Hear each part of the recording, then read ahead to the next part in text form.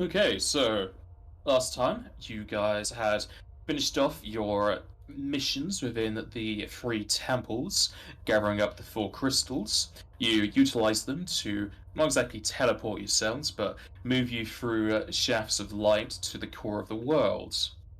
And within the core of the world, you found a temple dedicated to Minerva, as well as being her resting place or just the place where she normally resides.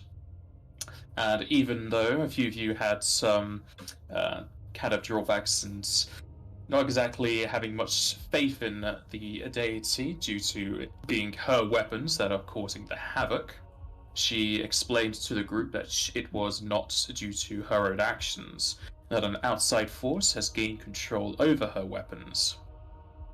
With the four crystals in hand, Minerva explained to you that whilst you were going through the temples, several of the deities were watching your progress. And one by one, the deities essentially took their hands off the table for essentially investing into your lives. It eventually came down to Minerva being the final one left, and so she offered to become your patron and turn you four into heroes of light. You had a few questions, and she gave a few answers, eventually ending off showing you a contract where certain rules and things you need to abide by on both sides. There was a addendum done to Oza's contract, as she didn't really have any blood family that she knew of, and so that part was replaced with her adoptive mother.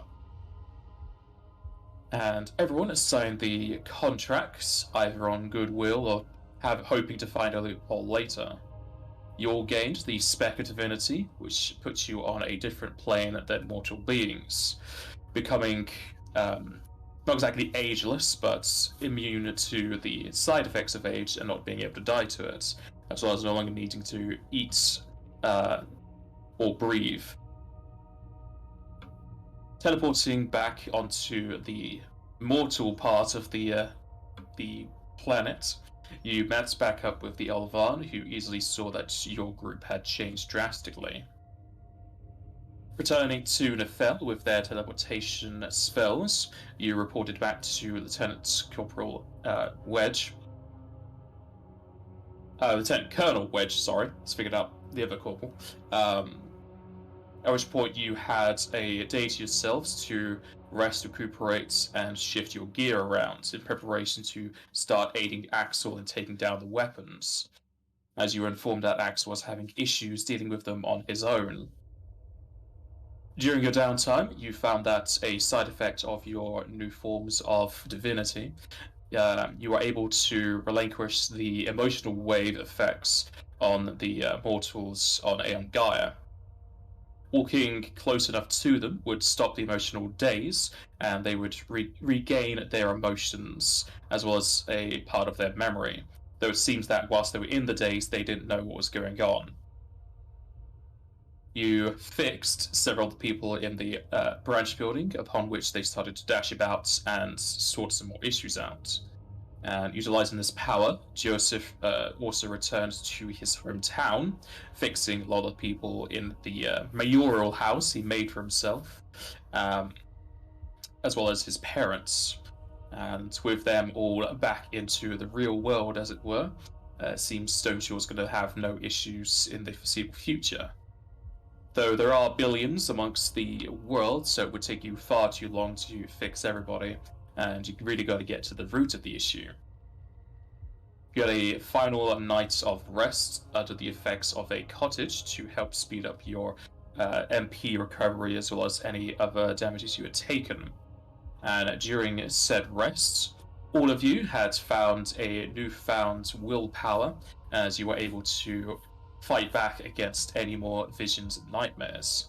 Except for Osa, who may have been immune to it if she was raging in her sleep, though that's not exactly going to be a restful sleep. And she was the only one to see the most recent vision, in that she saw a very long golden line going from left to right. There are several golden notches going from left to right. As they turned from golden to red, it came to the center point of the line where she saw a grouping of four, and then 3 of those turned red, a singular golden notch after that, and then 4 more golden notches in pretty much the dead center of the line. From there, she saw the line kind of split off into 4 separate ones. One of them being red, another black, the same golden one in the middle, and then another one that was being white. She explained the vision to the party, and most of you came to the conclusion that it's possibly an insight into the timeline, as it were, of the previous Heroes of Light. The grouping of 4 being Elric Ota's group, as he did say the 3 members who were with him had perished in different circumstances. The singular notch possibly being Axel Phoenix, as he was the most recent Hero of Light, and then the grouping of 4 leading it to your party. However, you are unsure as to what those 4 lines kind of darting off from the middle was really resembling. I think 1 or 2 of you came to the conclusion it may, or had a theory, that it was possible choices or timelines that could happen based on what occurred with said weapons. Or it could be something entirely different, as there are 4 of you, it could be a path each of you has to take, or something else. With the vision explained, you readied yourselves to go back into the battlefield, and with the aid of a Nephil teleporter, you were able to go to the continent of Yuana Dre, to the southeast corner of the Aeon Gaia planet. It's common knowledge, and I don't need any of you to roll for it. You know that this is basically the continent that is mostly controlled by the Elvan race, as they kind of see themselves as the superior race, and they had some issues with Gargan in the past, which was kind of explained and shown in the Crimson Materia, where people really hated the Elvan in your group, and then he died, so that stopped. And on Yuana Dre, you teleported to what seemed to be a defensive structure. I already explained it was similar to like a World War shooter's pen. I keep forgetting what they're called. And inside of there, you saw several other people who were injured, as well as completely out of their resources. You spoke with the defense, and they had informed you that they knew you were coming, as there was word sent ahead, and that Axel was fighting what seemed to be a losing battle. Plenty of his blood and body parts strewn across the continent, as he's been doing a sort of cat and mouse game with the greed weapon. Even to the fact that he has been revived a few times. With their low resources, you all buffed yourselves up and left a defensive structure. It wasn't too long, probably about 2 rounds at this point, because you had haste active at the time, that you flew out to the battlefield and were greeted by the colossal plus that there isn't there really, that thing, that's just D&D stuff, creature that was the greed weapon. And showing off its greed, it had too many limbs and too many other things that it didn't really need, but it wanted. It spoke to you, unlike the sloth weapon, though you did have a conversation with a fake sloth weapon in your final temple. And it offered up each of you 1,000,000 gil if you were to side with it and do what its masters were bidding. Sadly, nobody took up the 1,000,000 gil offering, which would have put you leagues above anyone else for that kind of money. I mean, right now, I think no one really has 1,000,000 gil in items yet. And with declining of their offer, you entered into combat with the greed weapon. And in doing so, you did all get a sending, just to alert you that Axel Phoenix had been picked up and was being recovered, though it would take some time, as yet again he had lost yet another arm. The fight with the weapon wasn't overly long, however it was arduous, as it was a very close fight towards the end. The use of its several claws and its abilities to make it so that you couldn't really do as much as you would normally, to the fact that it took away your ability to flank, which was a major asset to Osa and all of your outflanking needs. However, as Leonard was getting more and more frustrated of dying and being on the floor, He finally cut at the ankles of the greed weapon, finding its Achilles heel and felling the beast. And we shall continue as it continues to fall and you guys are recovering. So, as Leonard cuts at the leg of the weapon, its body starts to disintegrate and flake away into golden specks. As stated before, you had those items drop from its body that you have kind of shifted around your characters in the two belts, the headband, and the gill. As the body of the greed weapon fully disintegrates, you can see its specks start to float upwards, and as your eyes follow the specks, you can see the skies have lit up much more than previously. As the silhouettal position where greed used to sit in the sky has now been shattered, similar to where Sloth's position was shattered before. You see countless shards of black glass starting to fall to the floor, almost as if it was snow or hail, but it's not exactly going too fast. And behind it, you can see back into the sky or space. As you can see, it's seemingly nighttime at this point. Kind of lost track of time since the sun is stuck in its space. And speaking of the sun, a second portion of it has also been shattered apart, dropping this black glass to the floor.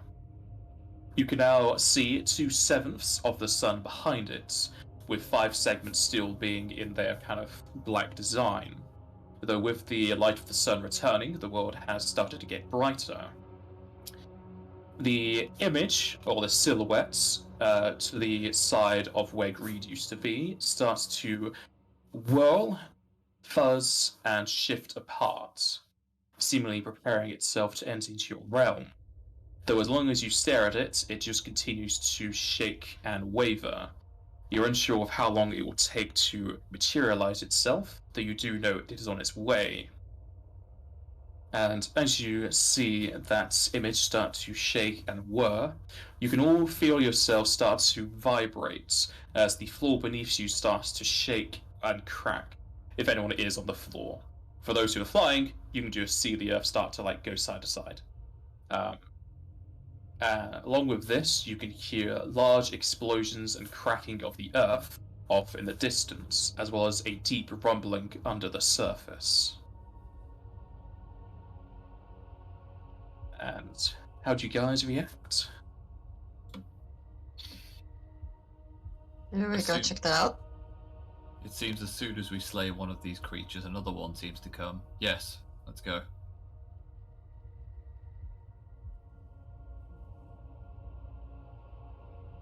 But where are you going?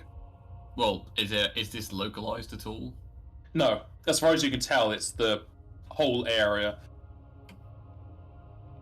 Is this something to do with us defeating the weapon, or the changes in the earth? Could be, or it could be the approach of another weapon. I feel like we best check on Axel and see how he's recovering. Absolutely. I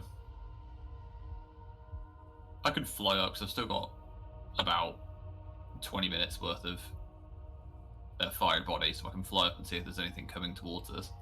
You also cast fly on all of us, and we all have haste. Or we had haste. It's probably gone by now. Yeah.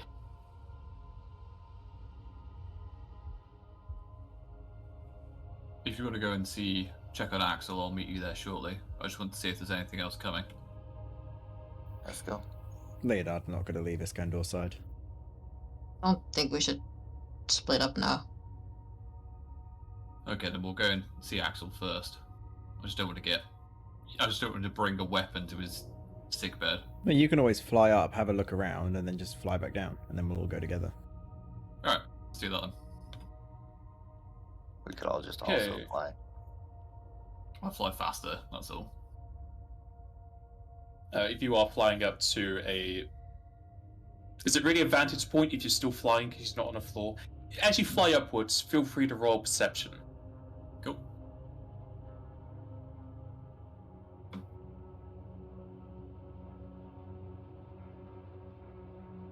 I did do it. Power cards may be gone. Right. Power cards are indeed dead. I shall fix that. I'll just do it from here.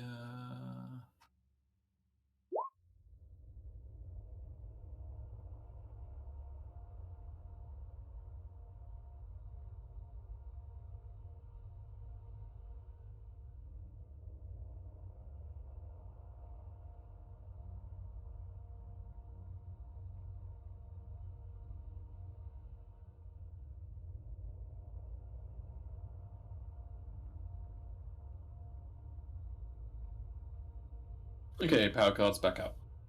That's a good perception. As you fly to the skies, you feel the wind of the world has started to return. A cold chill kind of blows over you, though you only really know it's cold as it's just different from normal. You don't really feel the chill yourself, as your new divine powers kind of just stop you from feeling temperature at this point. And off into the distance, you can see several creatures, though they are just like animals, like foxes and birds, starting to dart around, possibly in reaction to the danger of the world shaking. But as far as you can tell, there are no hostile forces making their way towards you or anywhere close to you. Alright, I'll just drop that down and let the guys know. It seems like this is a potentially, at least countrywide, if not global event. Nothing is coming for us.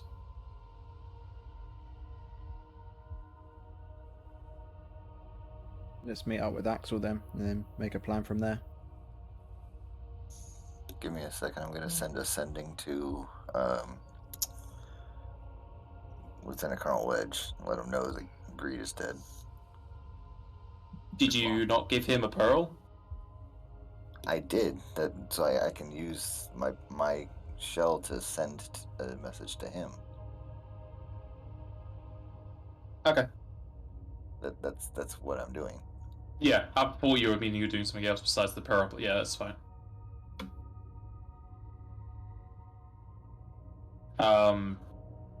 Well, he's currently inside of a anti-magic field, so he's not going to be getting that.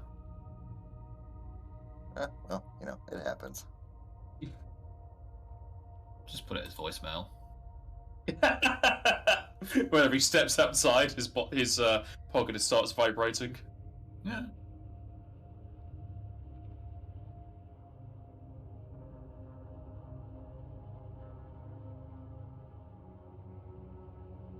And then I guess we all fly off to the little military camp they got here.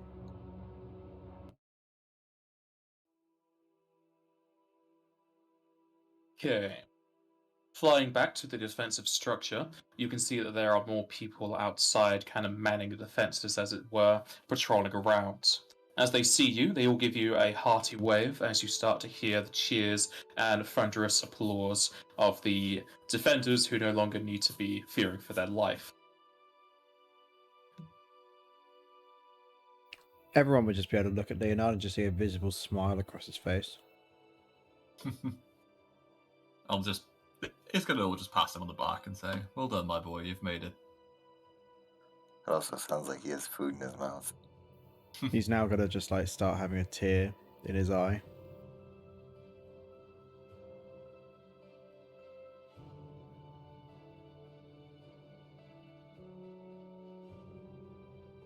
Well, come on then. We can bask in adoration later.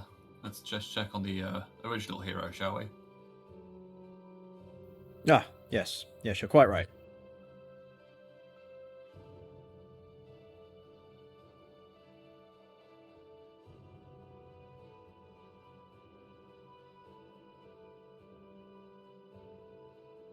I feel like we're just walking down, and Oso and Joseph are just like, "I would like this attention."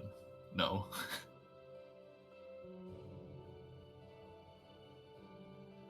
You feel like Osa and Joseph are just what? Just not a fan of the attention. No. Yeah, no. It also looks visibly uncomfortable. We're definitely like not hiding behind Leonard because he's obviously so short, but Just kind of hanging back a little bit so Leonard Whoa. gets the brunt of it. Leave the short jokes out. we're obviously looming over his shoulders, but he's out front. Come on, don't dwarf his accomplishments. Oh, for fuck's sake. Didn't see you slashing at his toes. Oh yeah, Ankle. you know what?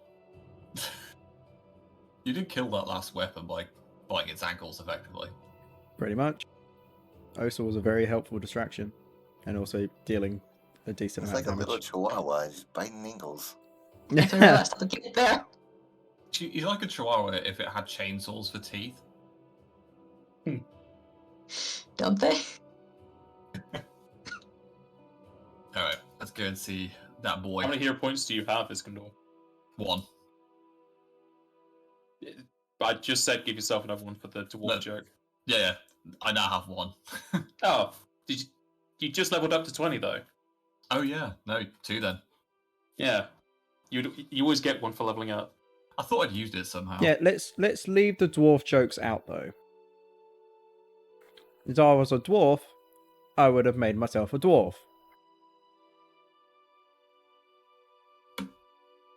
You sure there's not some dwarf ancestry in there, Leo?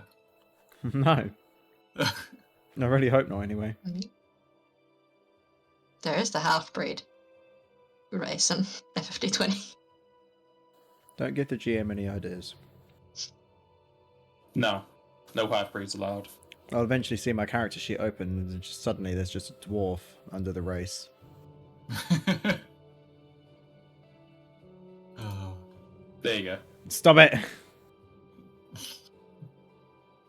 Revert me to my original size. He's squat now. Why do you think I want to get Titanic on my armor, just like Osa?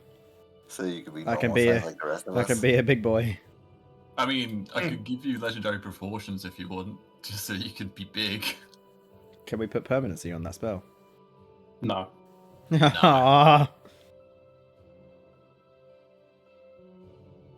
Just start wearing Okay, high cool. heels. Right, I'm getting you some. Next time you get your boots enchanted, I'm getting you goth boots, just to make you feel better. Can I just get boots of speed, high Platform heel shoes. edition? Yeah, they give you a -10 to your acrobatics. It's fine. I never use them anyway. As long as I still get the 30-foot movement speed, it's all good, and the extra attack. Okay. You all enter into the defensive structure, as the scene is quite different from when you first appeared. Faces are filled with smiles, and all of the wounds have been recovered via the use of magic, as they has been just kind of like sitting here, watching the battle from afar and seeing the weapon defeated. And the new addition is that of a very obvious streak of blood going from the doorway up to the chair that Axel's sitting on. Enough blood that you definitely know that he had lost a limb, as his arm currently is kind of just it's already has been sprouted back. As you can see, it is quite pale against his normal skin. That part of his armor, from his hand to his shoulder, has been completely destroyed. It seems no one here can use the spell Make Whole, so he'll have to get all of that fixed somewhere else. As well as that, his head has quite the large patch of very pale skin, with visible damage to almost all of his equipment, even to the fact that his sword has several cracks amongst it. He looks over to your party in a very exhausted manner, as he also smiles to you and waves you over.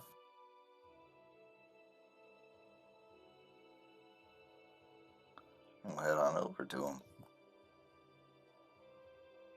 Yeah, we owe him for stopping the thing this long and killing Sloth. Ah, it's a welcome day to see you back.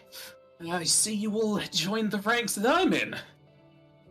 It's a good thing you came when you did. I don't know if I would have been able to hold back greed any longer. We're backup plan. That's what we do. Sorry I couldn't make it sooner.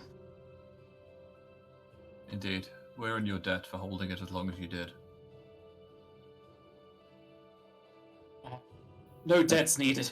It's all in the job description. And sadly, I've been putting in overtime. I think it's about time you took a little break, man. You earned it. Sadly, I don't think that's gonna be on the table.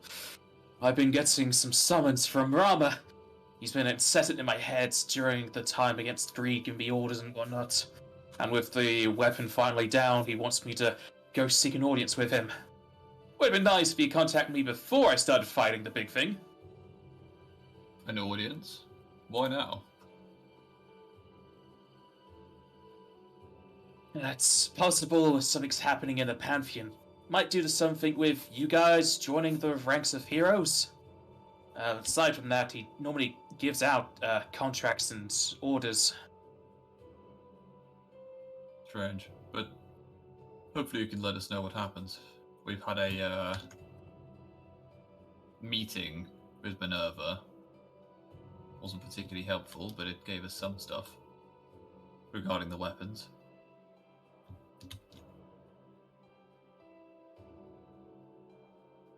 You know where they're attacking at all, or is that all still hush-hush? She can't tell us. It seems like she doesn't know where they are. Or didn't design to tell us either way.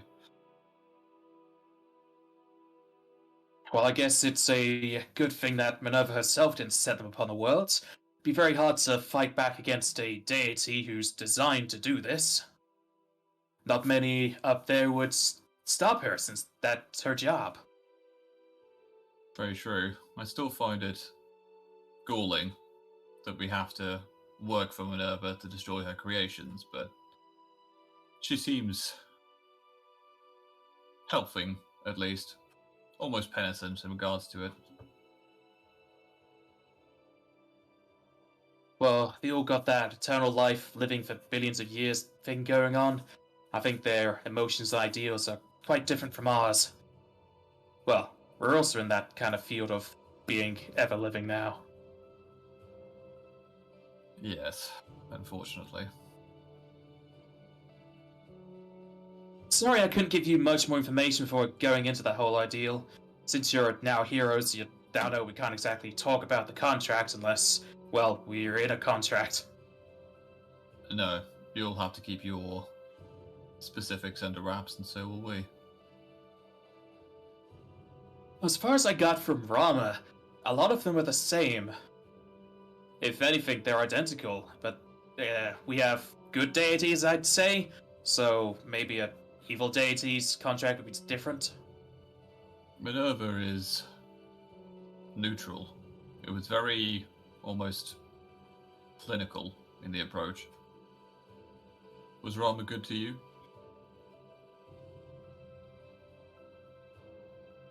I wouldn't say good to me.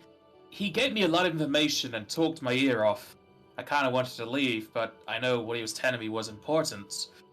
Kind of seems like they don't care too much about how long something takes. Then again, they don't really have to worry about time.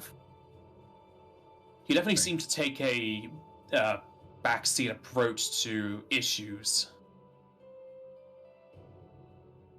Well, I think with Minerva as our patron, it may be the case if we have to take a more active role.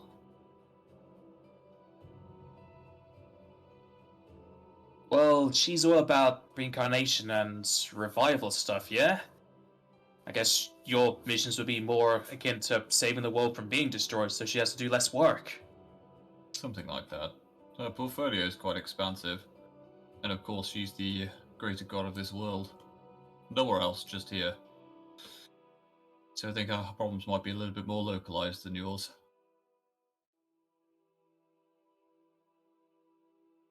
A lot of minor to deal with creatures gone loose, making sure magic's not being abused. Thankfully, I've not been sent to other planets yet, but I've been told that's on the table since he's definitely not just Aeon Gaia focused. Hope I can breathe, and actually no, I don't need to breathe anymore. I can go to outer space, that'll be fine.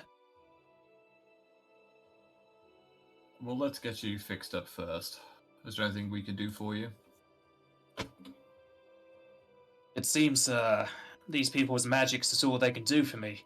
I've just gotta wait for my fluids to replenish themselves and my skin to age back to where it was. Aside from that, unless you got the make whole spell, I'll have to make do with what Nefel gives me. Nope, not yet. I haven't got that, but I've got a little something here for you. And I pull out one of the pearls and give it to him. If you ever need to contact us for something that you might need help with or whatever, and we can help, we'll be there to back you up, man. Ah, Link Pearl. I've got a few of these with other people. He then kind of takes a quill and ink and just scribbles your initials on it. It'll be good to know. I assume you'll be out to fight for a while, Axel. I can fight. I just need to get my equipment repaired. We probably won't be seeing or hearing from him until after he gets back from his little rendezvous with Ramu. Exactly. We should probably link him with Kurdash, see if he has anything more on the weapons soon as well. And we should probably visit Nifel anyways, see if we can get a meeting with Lieutenant Colonel Wedge. See if they've got anything for us. Absolutely. Axel, after you dealt with Sloth, how long did it take for Creed to show up? Now there's a question. A few hours. I was getting healed and repaired like now, so I wasn't exactly paying too much attention, but less than a day for sure. No, that's our only No. time scale that we have, so less than a day. Did you felt the earthquakes from earlier? A lot of the time I'm flying, so I wouldn't have done, but as far as I know, when I talk to people about, there's no sort of earthquakes like that feeling now.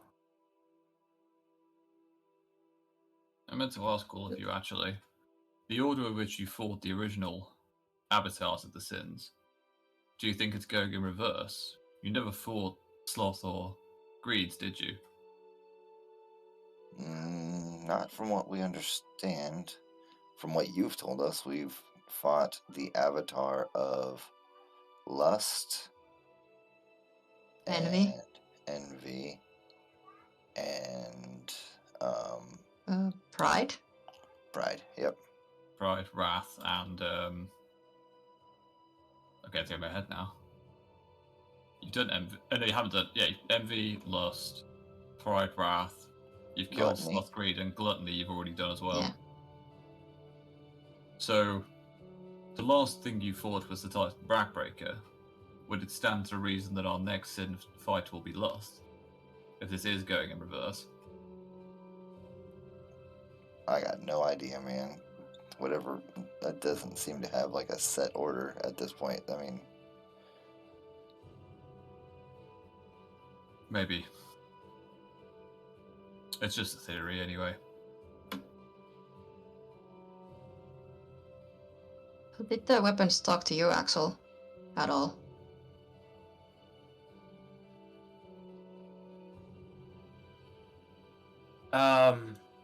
No. Creed was busy trying to separate the Earth with his laser beams. Huh. Greed tried to bribe us.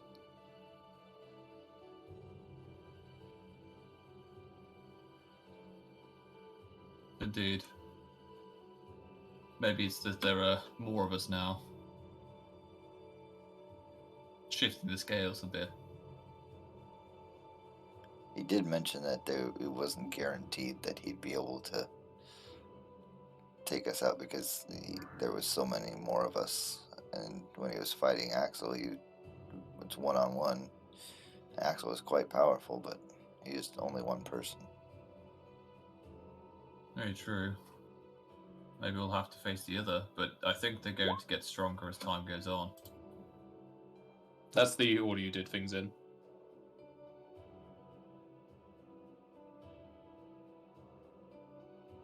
Okay.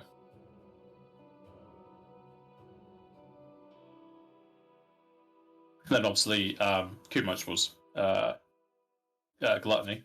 Yeah. Yeah. But he was the avatar of Gluttony, wasn't he? Not the actual Yeah. weapon. No, Kumach was the weapon all along. Well, let's get back to Nefel then. If we have only half a day until this thing comes, we need to at least get somewhere central we can redeploy quickly. Yeah, they're probably going to be one of the first ones to hear about it because they've got their information network. Possibly. We'll still keep good links with the Elvan, however. Uranidre is still quite a powerful entity. I was saying that we do need to be careful that the weapon doesn't teleport onto us and then cause the city danger.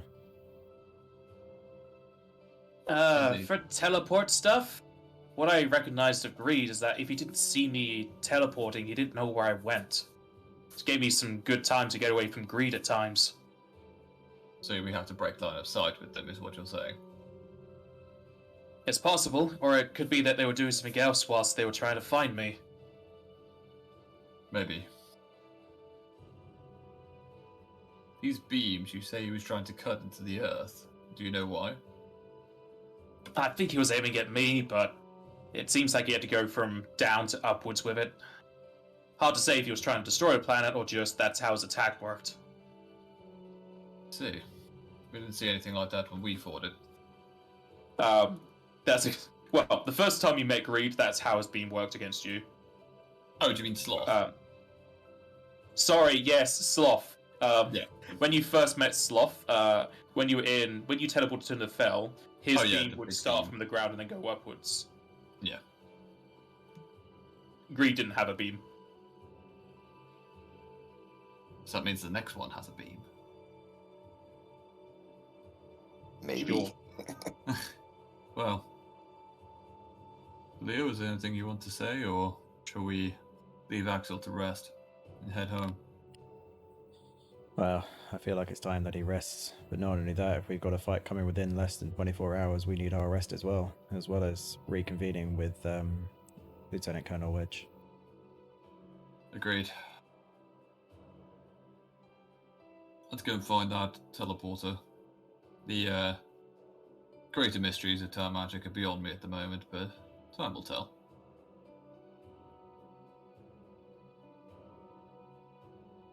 Taxi. We won't be able to chat while I'm on Rama's plane. It's, well, obviously a different plane, so... By the time I come back to Aeon Gaia, I should hit you up with your peril. Then we'll see how to proceed. Understood. Just be careful, Axel. I know he's your deity and all, but it can be tricky. Well, there's not much I can do. I'm no magic expert, but doesn't sending go across the planes? I'm pretty sure it doesn't. Double check. I think there's one that does. Yeah, as long as the receivers are on the same plane of existence. Okay. Maybe it's message. Message, you need to point at someone, so no. Oh yeah, no, definitely not. No, there's one where I think it's one of the augury spells where you can go and see someone. There's a percentile chance if they're on a different plane that it fails or backfires in some way. There might be scrying you're thinking of. Or great Maybe scrying, something whatever. like that. But yeah, Alright. go and see the commanding officer, I suppose. You meet up with the Nefel teleporter that brought you here, and they definitely seem a lot more happy about the situation, especially since there's no weapon going around destroying the planet so far. And linking up hands, you are whisked away back to Nefel. And upon arriving in Nefel, you see it to be in quite the different state. Where last time most people were in a daze or fixed via your interference, it seems the capital is no longer affected by the emotional wave at all. People are running about, making sure they have everything prepared, chatting amongst themselves and asking what has been happening, and are generally in a state of confusion about what's been going on. A lot of the local guardsmen are explaining the situation because it seems like they were either healed of the wave or weren't affected in the first place. And it seems there's quite the large commotion about everyone just coming out of this daze all at once. The large television screens no longer have their kind of emergency message across it. Instead, it now has the news station back online. A long, drawn-out explanation about the situation, explaining the emotional wave that had went over the world, essentially taking away people's emotions and their drive to do things. They explain how everyone affected by an emotional wave, under its effects, had no memories during that time. And now that people are coming out of it, they are being encouraged to make sure that everyone they know is either affected and to report it to the authorities, and if they are no longer being affected, to explain to them the situation. And it seems that it's not a 100% removal, as there are still some people you can see here or there still in this daze, though you can gather it's probably like 80% of the populace are back to normal. And as you appear amongst the kind of restored capital, though in quite the disarray, the mage is even more excited about seeing things turning back to normal. However, all of you can make a perception check.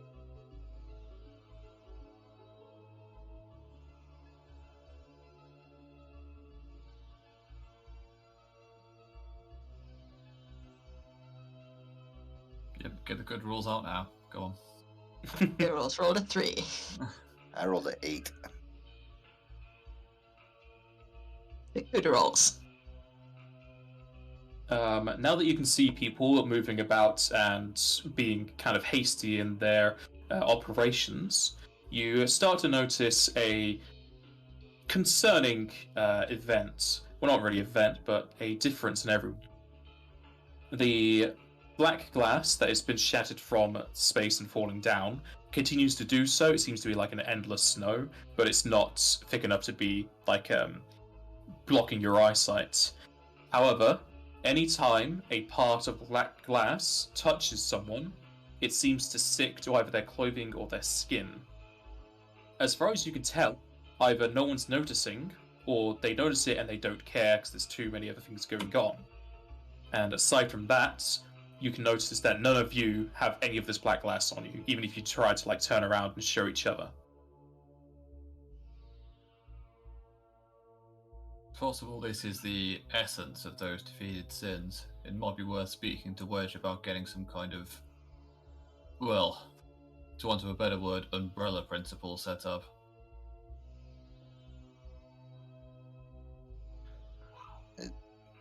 Does it seem like it's material? Does it go through buildings and stuff like that, or is it just like just falling from the sky and floating on the breeze? It's falling just like snow, and it is being blocked by objects like roofs and whatnot.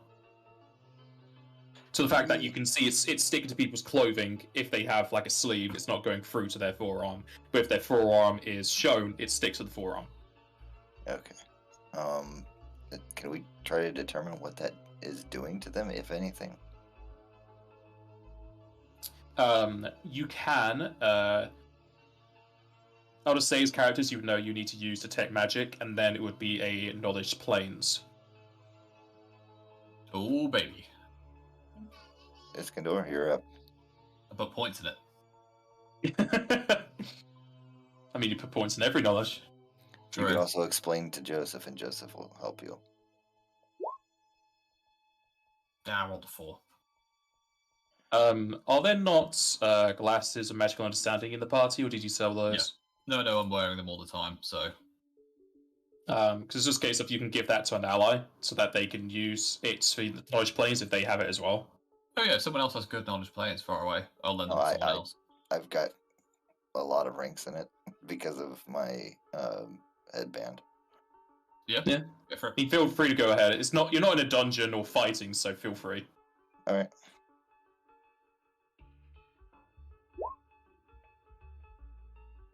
I'm helping. Of course, I rolled a 4.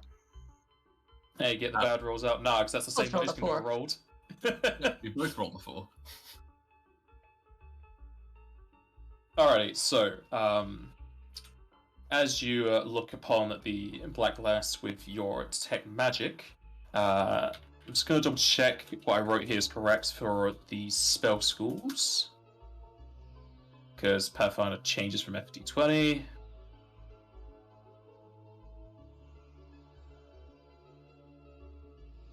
Okay, there's okay. So the closest school that this is going to belong to is summoning, and Joseph doesn't know what it is. You know that it's definitely something to do with the planes and its extra planar in its design. However, Iskandar, you know that these these shards of glass belong to a different plane, and when they are attaching themselves to things, they are essentially taking that part of matter and putting it into the other plane. If a person was to be completely encapsulated in the black glass, they would no longer exist on the material plane. Right, yeah. Yeah, we need to get to somebody in charge and get people inside right now. Yeah, I'll relay that to everyone. And as I say, we need to set up an umbrella principle. Because if people have to go out, which they will need to, they just need coverings. Big As heavy you- cloaks.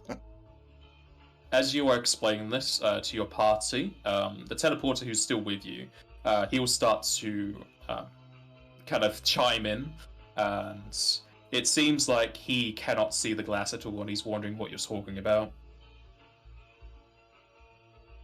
This must be an effect of our sparks. Don't worry, sir. We will, you'll know soon. That's not foreboding at all.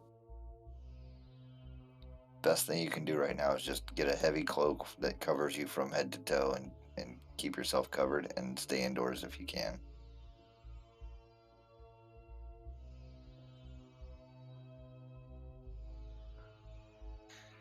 I assume he's probably the one that we're inspecting because he's the closest person to us.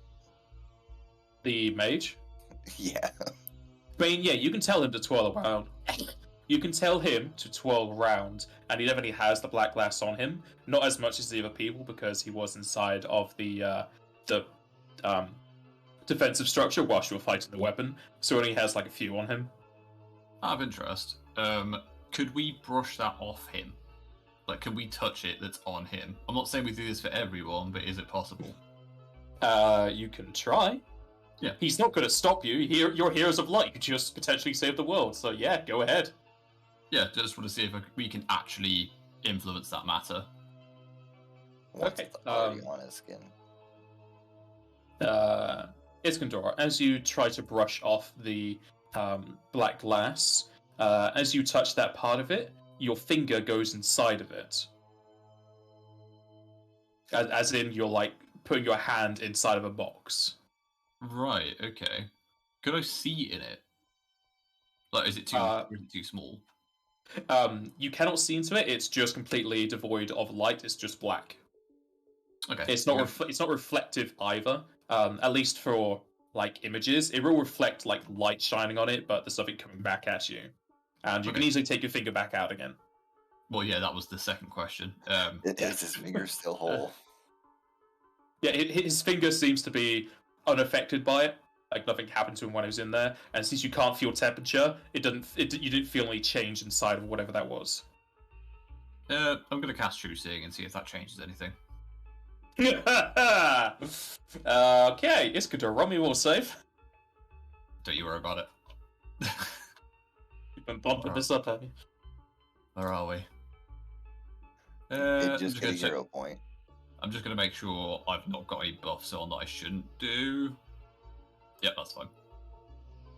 Cool.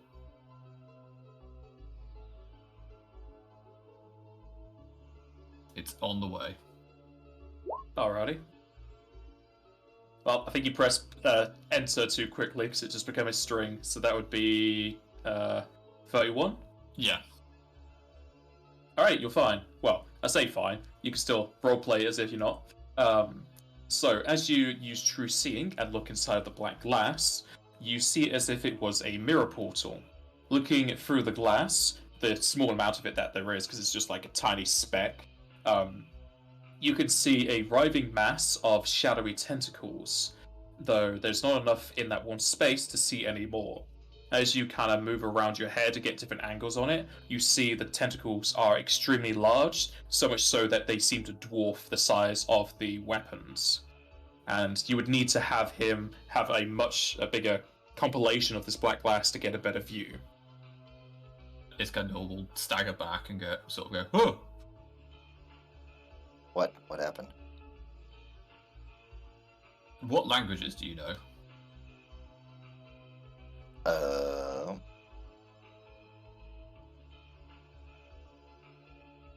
In fact, I'm just going to tell you in common, because otherwise we'll... I'll say to you in Abyssal that we need to go and see Wedge right now. I will reply in kind and just say, let's go. As you speak in Abyssal, the man's face kind of turns very sour as he's very frightened you're speaking the voice of demons. I'm just gonna still leave. Like, I realise he might not be happy about this, but we have priorities. His comfort is not one of them right now. Yeah, that's fine. Like, he's not going to start raving mad, but he did not expect you to just start speaking hell speak. Yep. Well, I think I just saw it, so, you know. Again. Yes, again. Okay, so, with the teleporter in tow, you teleported to the teleportation hall, just because that's the place you'd normally go. And you quickly make your way over to the branch building. As you move across the capital, you can all make another perception roll.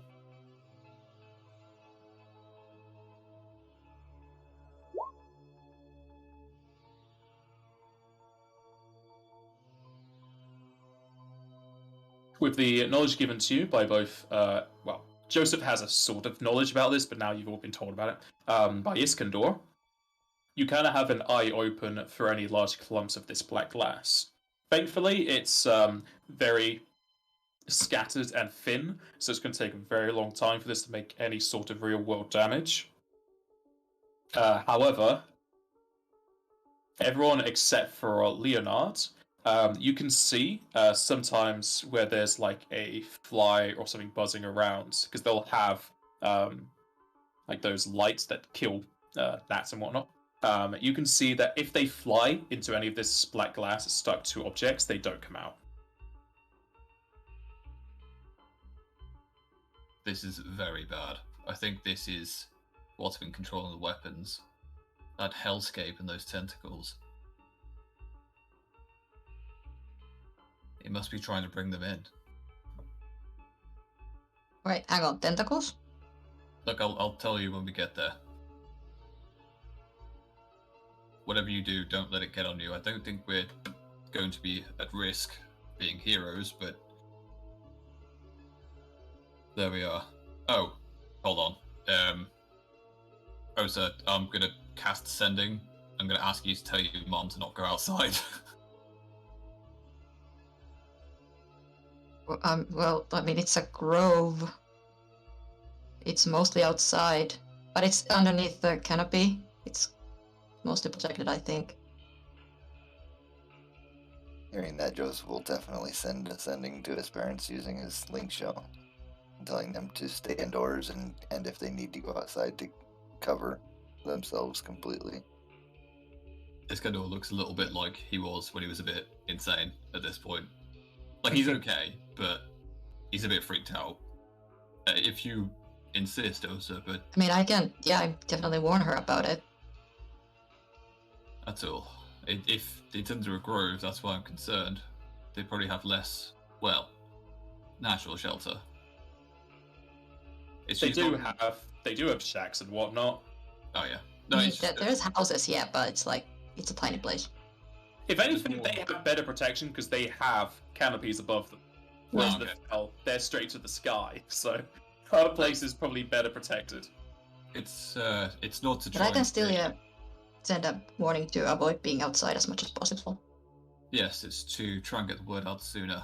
It won't cause any immediate harm, but the sooner people know, the better. Joseph will also send to all of the important people that he's given link pearls to, like the Elvon, everybody else that's on his list. Yep, that's fine. The only ones you can't send it to is Lieutenant Colonel Wedge and Axel. Cool. Right. And we're going towards Lieutenant Colonel anyway, so Yeah. Also, with this perception and you making note of it to not get it on you, you'll notice that the black glass just like phases through your bodies. If it touches your hand, it just comes out your palm and continues falling to the floor. right, okay.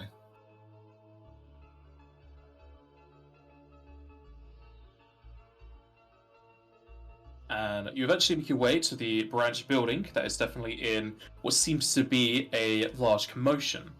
Outside, there are some carriages with chocobos that are kind of just querying about, and attached to the roof and kind of like windows and whatnot, you see several thick ropes tying up to airships up above. The airships seem to be more for like personal airships. They're not much bigger than a van, and you see several magical circles have been drawn in purple chalk across the floor. As well as that, there are several guards of the variant races in full plate armor, or wearing their mage robes and whatnot that protect them against things anyway. You'll notice the specs are also on these people, however, it's only affecting their armor, and the mages who have mage armor on, since it actually coats them in it, you just see that they have kind of like a black shimmer around them. So the mage armor is protecting them against the planar glass, because it is kind of like stopping it somewhat. Okay. Good to know, though. Yeah. However, as you can tell, there is a lot of people here. It seems people from other places have come here to have a sort of meeting.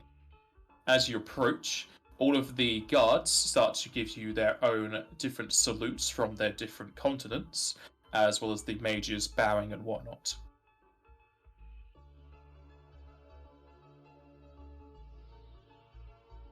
I mean, we'll just give him a wave, I suppose. Yeah, Joseph just keeps walking.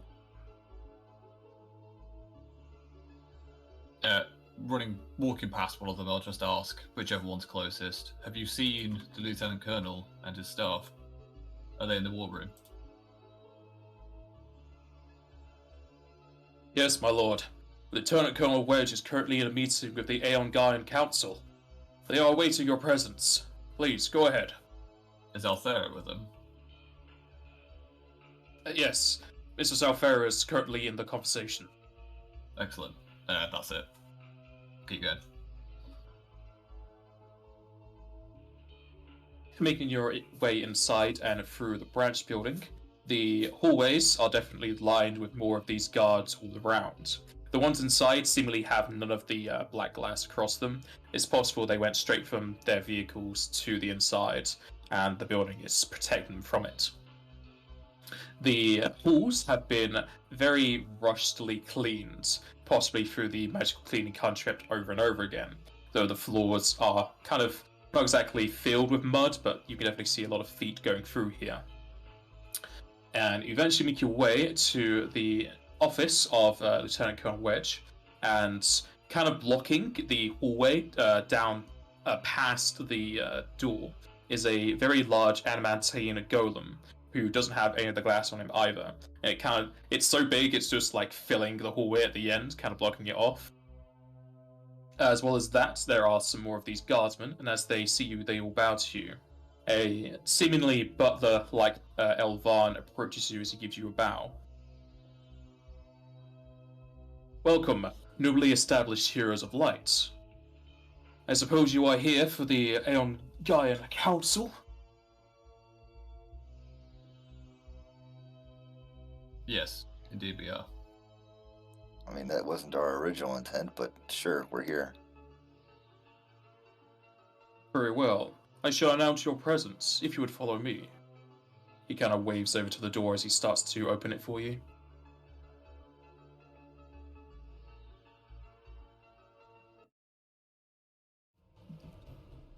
As you enter into the meeting room, that definitely seems to be a bit smaller than usual, though that could just be because of how many people are inside of here. The butler addresses the room as you can see that your entrance has kind of lulled the conversation. Presenting the Heroes of Light, Leonardo Quinn, Osa Greytail, Joseph Shade, and Iskandar Vedica. The butler gives a bow, and you can see these people giving you a very kind of noble-like, slow clapping applause. Wedge just kind of like waves at you as he's kind of grown very friendly of you a lot. Aside from the people that are crowding the table, you definitely see that Alfera is just to the side of Wedge's table, and you may also recognize K-Ref, who was a second lieutenant who was helping you during the Troll Wars, as well as Corporal Gottfried Stryker, who was helping you during the Titan Breakers debacle. They would have nodded to you, but with your new station, they all give you a very low bow. At which point, everyone can roll a knowledge nobility to identify everyone here. Even untrained? Even untrained, yes.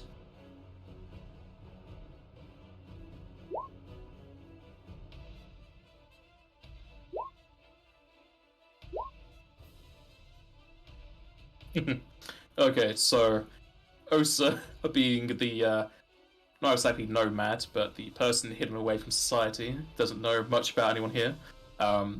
You would recognize Lutia and Kurdash as you had spoken to them before. However, I shall go from the bottom right and then go anti-clockwise in explaining who these are. So, just to reiterate, Lutia Yolara is the Elvan lady leader of the House of the Horns, which is the kind of noble house dedicated to the previous monarchy of Ioana Dre. I think, Iskandar. You'll know that the more specifics part is that the House of Horns is very much so just something given to the nobility to kind of pay homage to their past, but also as an insult because they don't really have that much power. They are really much at figureheads and put into towards the front because everyone knows them. Mm-hmm. You also know that Lutia is nothing like her ancestors, because her ancestors is what started the war of rules, which she was against. Okay. Then next to her, you'll all get this one as well, is Ryuk Ishayan, who is the chosen of the Bahamut's head continent in the capital of Flarian Heights. That is essentially the kind of the leader of the church. So he is kind of like in the same position as Lutia, but he is an actual, not just a figurehead, but he actually does hold all the power. And you know that they run on a theocracy. So they have plenty of laws surrounded by their religions. In this case, Bahamut. The one next to him, you already know Kurdash. He was the half-orc cleric who is devoted to Bahamut as well. And next to him, the lady in the black dress, you can identify as Gentiana, who is a avatar of the deity Shiva, to the fact that she has a very close relation to the actual deity, when most of avatars just play at trying to be them. She is known as the eldest sister in a grouping of 4 who are the main heads of the government for Shiva Hollow, the ice caps towards the north, within the continent of the Heart of Ali. As well as that, they also speak on behalf of Shiva as they actually contact the deity semi-regularly. The person next to her, some of you may just know it. Joseph would definitely know because he has been living and working here before. That is the president of Nefel on the Garden Continent, Damien Waltz. And since Nefel has run an autocracy, Damien Waltz has led this place for the past 19 years. And again, Iskandar just knows the nitty-gritty. The presidential spot is kind of half figurehead and half power, mainly because the Nefel army itself, with sheath and swords, has enough power that they could overthrow him, so they kind of share the power, whatnot. So he's kind of the co-leader alongside Wedge's higher-ups. And then next to them is Moni Vris, who is the chief of the northern continent within the Triconfection Isles of Halion. And you know that each of the continents in the Triconfection Isles have their own chief, though the northern one is kind of seen as the leader of all the 3 because the other two continents go to them just due to them being more centralized. It's not a formal head of it, but if anyone would choose it, they choose them. Next to them is Evkas Cleart, who is the Blessed Blade of the Crystal Woods on the continent of Grand Foresta, just to the west of the Aether continent. And again, they are mostly run on a theocracy with religion at the forefront. They have plenty of churches just because the Grand Foresta has a very deep-seated view on religion, mainly because they're so close to the Aether Continenta. Next to them is Polina Ascione, who is one of the heads of the free races that leads the Aether Tree capital on Aether Continenta, which is the continent that Osa comes from. They have 3 heads, one for each of the different races of Viera, Guado, and Taru. They don't have as much as a government, but when discussions need to be held, they normally have one of these 3 go to these meetings. And again, they all 3 have the same kind of power, but it seems that these people are only having one person from each continent come forth.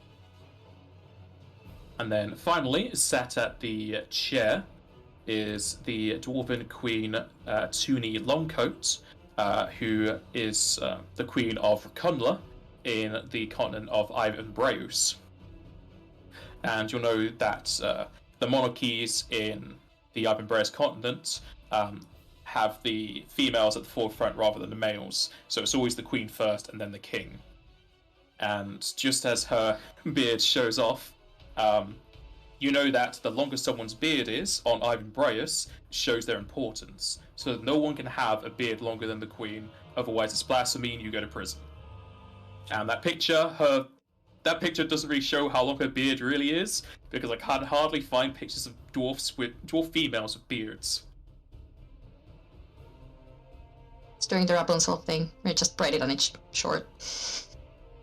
Yeah.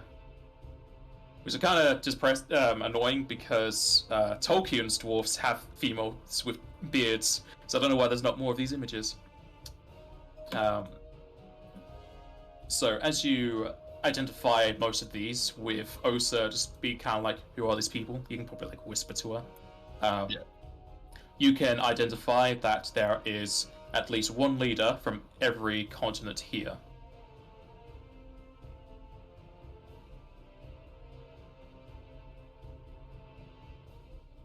And, Sorry, go on. And as the door closes behind you, you can see a few of them have a mixed bag of emotions across their faces. And you can roll a sense motive if you wish to identify what they are feeling.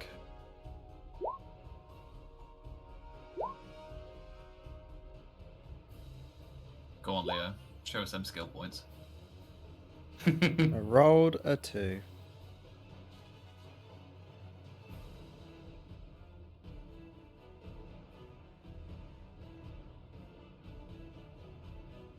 Okay, this is another case of Osa being the odd one out.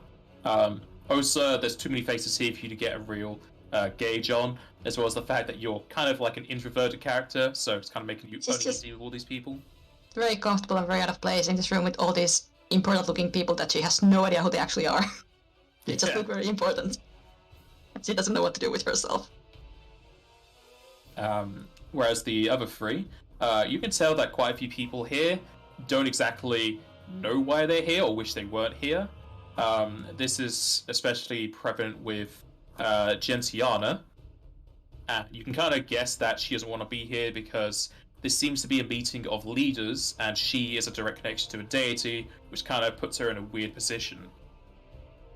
Aside from that, Polina has a similar role where the Aether Tree doesn't really engage in these kind of meetings. They would rather have diplomacy just sent ahead and then just kind of outside of the place, because the Aether Tree is, well, the Aether Continenta is a sacred place that no one's really allowed to visit, so them going out to have this conversation kind of goes against their whole meaning.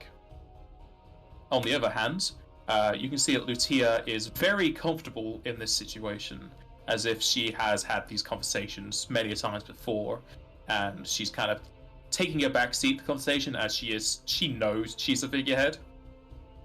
However, the rest of these all seem like they have some sort of ulterior motive, either the fact that they're going to get power, money, or fame, or something else.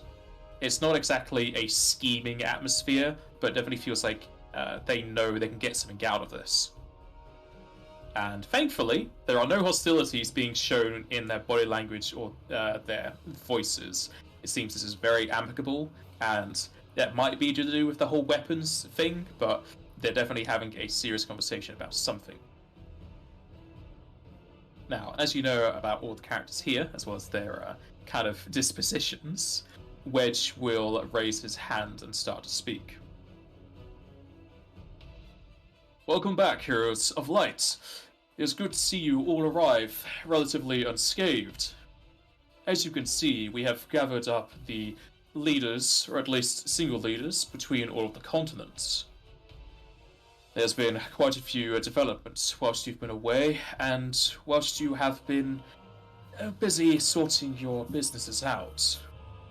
I think Kurdash is better aimed at describing it all to you. Kurdash then nods to Wedge and moves over to the table. He places down the books that he had showed you previously at his temple to Minerva at the north.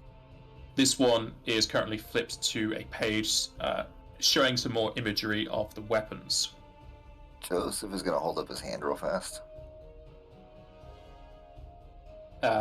Everyone just kind of like looks to you as if they're waiting for you to say something. We have a little bit of an emergency going on right now. We just got back from destroying Greed, the weapon.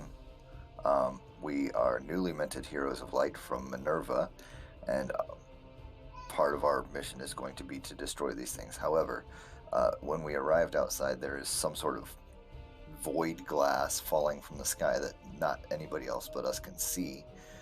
We need to have all of you send word back to your continents and play people and tell everyone to either get inside or remain completely covered from head to toe. It's the only way to protect themselves from this stuff. Iskandar looked into it and he saw some void dimension, and it sounds like if somebody were to be completely covered in this void glass or whatever it is, they would be annihilated and sent to wherever this void glass originated. Roll me diplomacy.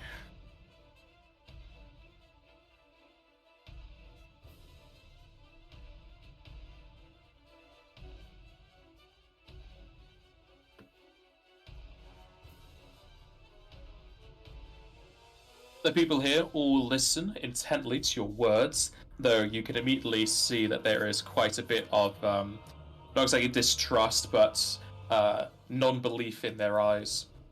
They look amongst themselves as they start to speak up on how they could work about this. Could I And then- sense motive to see if they are having this distrust in Joseph? Or is it I was just saying visibly that. seen? I was just saying that as if you were using Sense motive. You can see that some of them do have a non-belief in his words. Leonard will sort of step forward and say, I do fully understand that the words that Joseph is speaking sound unreasonable Ludicrous. or even just unimaginable, but you need to understand that the situation that the world is in, this is currently what's going on. So although I can understand that it appears to be a bit of distrust, you need to fully understand the severity of the issue that's going on.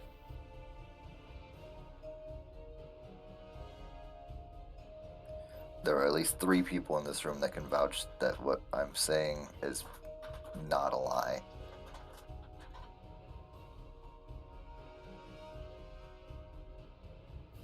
Who are those 3 people?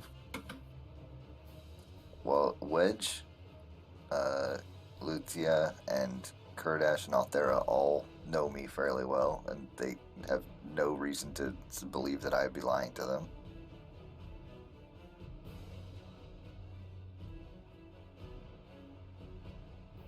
I was more just trying to overrule your diplomacy check. You just give him an aid. Damn it. However, they do continue the discussions, and one by one they do leave the room, as the room is still under a anti-magic effect, so they can't really use sending right now. Right. And they all bring up their own devices in the hallway to contact outside.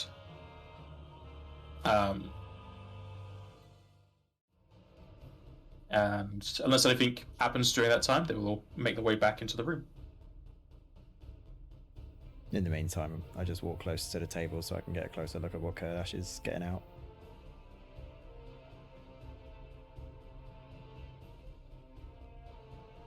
As you look upon the book, it's very similar to the one you saw, as I said, at the church. Yeah. However, now the books have several scraps of parchment inside of them with hastily drawn diagrams and notes. As far as you can tell, it's possibly done by Kurdash himself, or given to him by somebody else. And as everyone returns, Kurdash will continue showing off the book and explaining what it is. Give me 1 second as I change from RTX over so it doesn't lose my voice.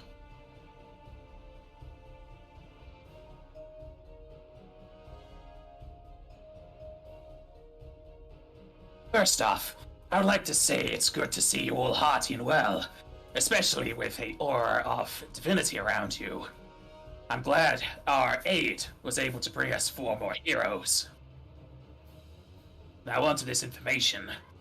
Whilst you've been gone, quite a few developments have been occurring. Though, to bring up that topic of the black glass, it's seemingly not something we can see if it is to be true. Nothing about that is in this book. However, one thing I have noticed, and has been now reported to us, He kind of looks over to Lutia, who isn't really defensive. It's possible that she didn't know as well. But you know that Kurdash is insinuating about Lutia. It seems that with each weapon destroyed, their effects are lessened. With the defeat of Sloth, the continent, if you want to Dre, saw a similar effect to what Nefel has. Several portions of the land were relinquished of their emotional wave control.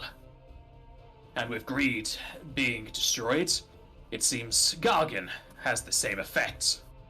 It's hard to say how many people have been freed of this daze, but it's a sizable amount.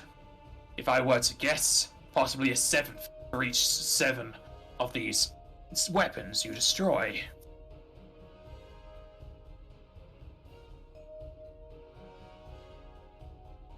I would agree, Kurdash, but whatever's controlling these is our main concern. And if this black glass is some kind of dimensional window or door, I wonder if we're going to have to deal with another kind of invasion after we deal with this. Ultimately, we need to find what's controlling these weapons. Otherwise, I'd this have to battle will say, not stop. even if even Minerva can't tell you, it's going to be a hard press for any of us to be able to reveal who is doing this. However, one point that I can bring up, your dealings with the Dergadar Manor, as well as that as Titan Backbreakers, the planes were a bit intertwined with the invasion of the Outsiders. With their defeats, and as well as the defeat and killing of the Fell Demon, and the sealing up of this tear, our realm is in its most solid spot right now. If you were to have an invasion, or having a tentacle thing, our plane is at its best defended right now, since we had just repaired it.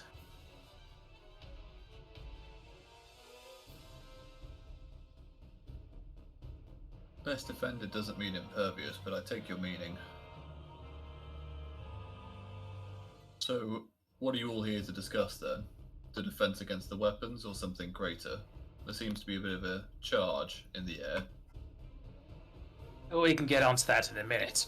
The main thing I wanted to bring up with this is that I've been able to calculate the effects and powers somewhat of the weapons.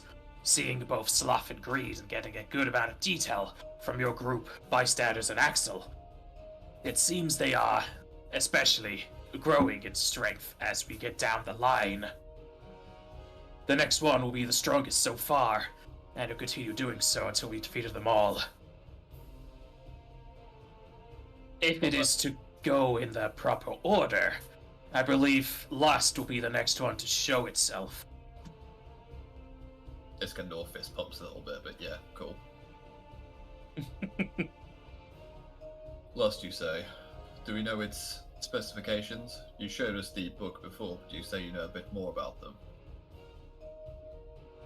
I've been digging up some old relic books, somewhere that were deemed blasphemy, as well as things that almost destroyed. I've been able to couple together some sort of intel. Lust is not exactly the most martial focused, as you may have seen Greed to be. And sadly, that leads us to believe she is a grand spellcaster. And similarly to what Slough was able to do, if she has access to spells far beyond mortals, we can expect to see quite a bit of damage to the planet itself. That's certainly a concern. So if she's a spellcaster, then she may be turning the populace against us, or using other means to waylay us before bringing us into combat with her. Or him. Do we have ways of negating spells? Yep. It's gonna hurt, but yep. How so? Anti-magic field. Oh.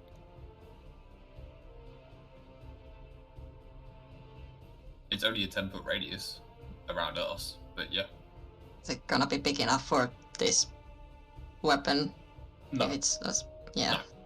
Since it's Yeah. only a 10-foot radius, anti-magic field only affects what's in its area. So if a colossal creature has most of its body outside of it, only like its leg is going to be anti-magicked.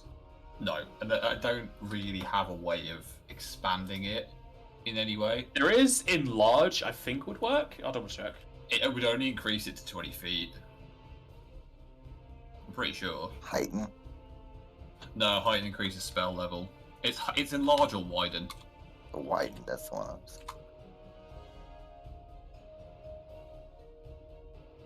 Regardless, if we have that on us and she's a spellcaster, then she cannot affect us, period. She'd have to resort to melee. Now, Being a spellcaster, she would be at a huge disadvantage to Osa, Leo, and me. our problem is that we know that any creature with divine influence or profane influence can actually overcome a field like that. You will know that the anti-magic field that you're currently in is still disabling your magic equipment. It's not disabling your supernatural abilities, however. Like, it's affecting what you have, not what you are. Right, okay. Also, the fact that this anti-magic field in this room was created by a mortal. So you don't know right now. Oh, okay. It's certainly worth looking into. And it is widened, sorry, yeah, but it'd only increase it to 20 feet. That's all.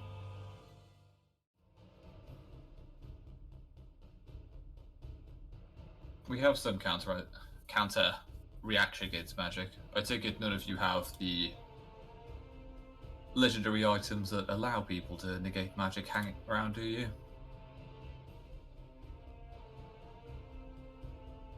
And by that I mean the ribbon and super ribbon. Sadly, for stuff like Ribbon and Super Ribbon, they're so expensive that no one's going to have that. Yeah, that's what I mean. Like, it was more of like a sarcastic, there's no way we have that, is there? No. I mean, Axel has them, but then he is also very high level. True enough. And we can't contact him. Not currently, no. Well, Speaking of which, yeah, for the time being, we're all available right now. Axel is communing with Ramo, and that leaves us. So if you want us to be able to defend your lands, we have no prejudice against anybody here, but we do need access to your lands if something were to happen, like a weapon showing up. All the people here give you a solid nod that they wouldn't stop you helping them at this point. Specifically, we don't have a way of getting to Ifakanenta.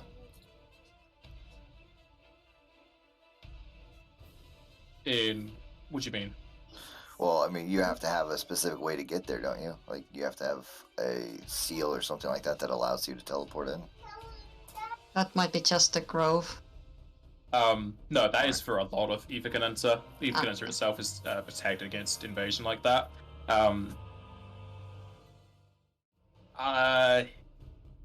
They would say that your like divine powers just go through it because they can't stop divine powers unless they were divine themselves. So in that case, Iskandar just teleport there as he likes, but they can sort out some seals for you. Okay, that's helpful. If you do need like somebody else to teleport you there.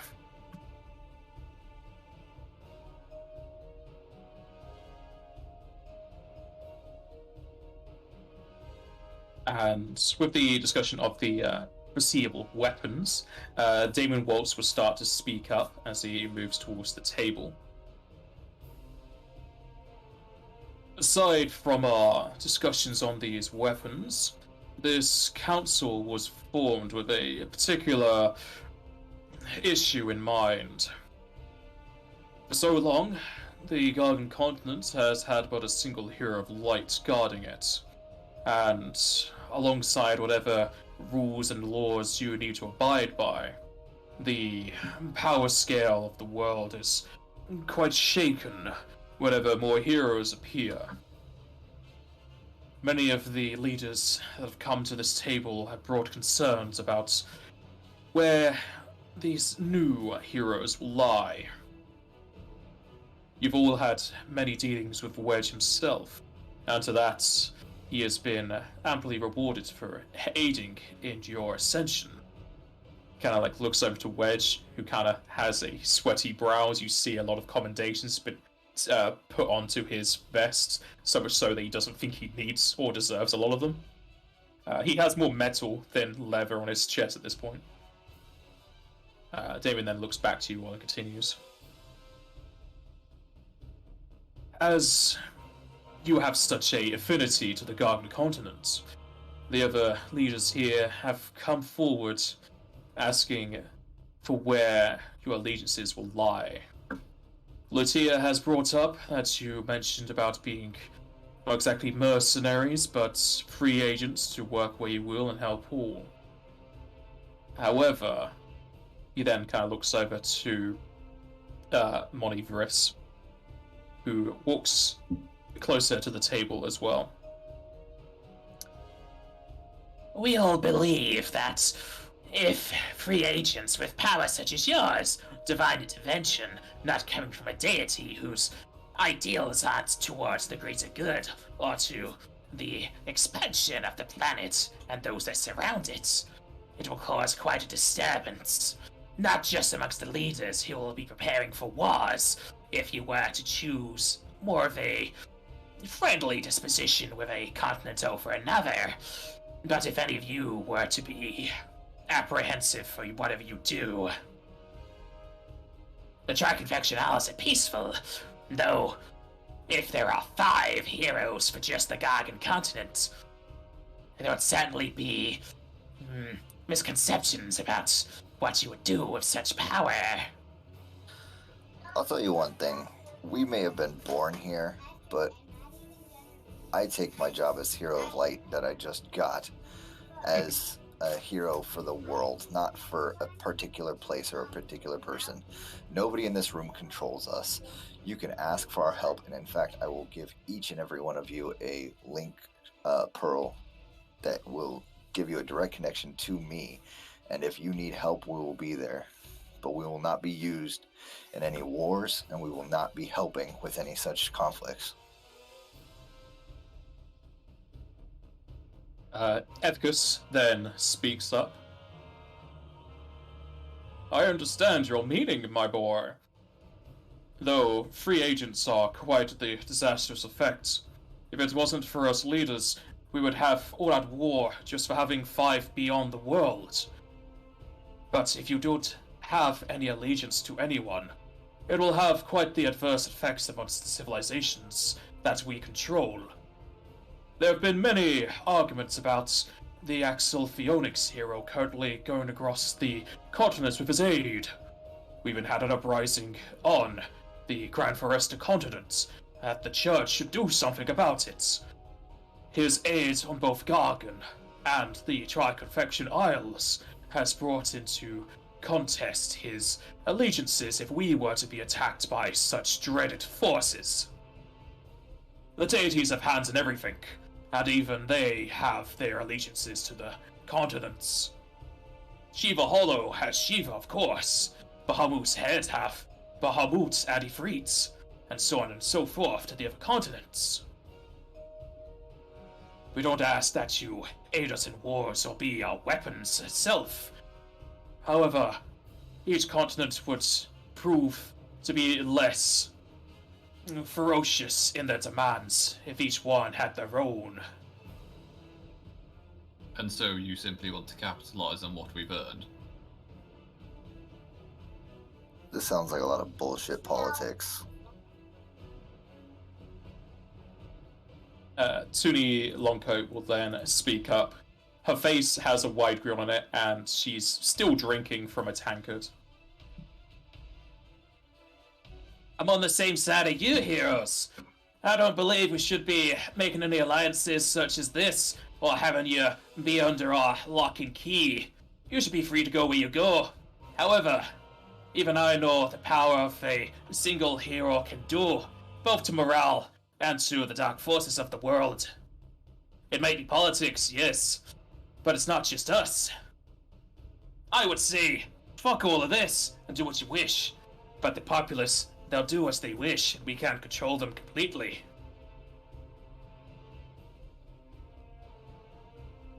So what you're saying is you want us as almost lodestones over the world map. So we've got one to the 4 points of the compass, as it were. Aye, that's closest to what we're wanting here. We ain't putting you under contract, we ain't saying, oh, you're the leader of our armies. We're just saying you don't belong to anyone in particular, like Gargan, who already has 1. The rest of us have 0. Is we all have 0 and then it's just 1 and then just numbers floating about. Everybody gets antsy. My concern is that you think that Axel is a Gargan. He fights everywhere for the good of everyone. Why is he Gargan? Wedge then kind of puts up his hand. I'll answer that. Axel was born and kind of lived up on Gargan. When he ascended, we had our own conversation with him, and he eventually landed on the fact that he would be Gargan's Hero of Light. He does help the other continents, though in writing he, for lack of a better word, belongs to the continent. In writing. I see. In writing, in actual practice, he does as he wants. It's moments like this that I wish I had Remy around still. Look, some of us have connections to some, not all, but some, of your nations. I'm sure we can work out some kind of agreement between us, but we can't do it right this second, unless I'm going to look at all 3 of the party. You have anything particularly in mind? As long as everything is just on paper and as we're still able to go and do as we please, as long as we're not harming populations in any way, then I don't care. You can call us yours if you want to, but just know that we will go to aid to wherever it's needed. Gentiana also will speak up. If it was our will, we would have none of these Heroes of Light sign any sort of documents. The continent should do as they will, and the Heroes of Light do as they will. We are taking our name completely out of this roster, so you need not worry about Shiva Hollow.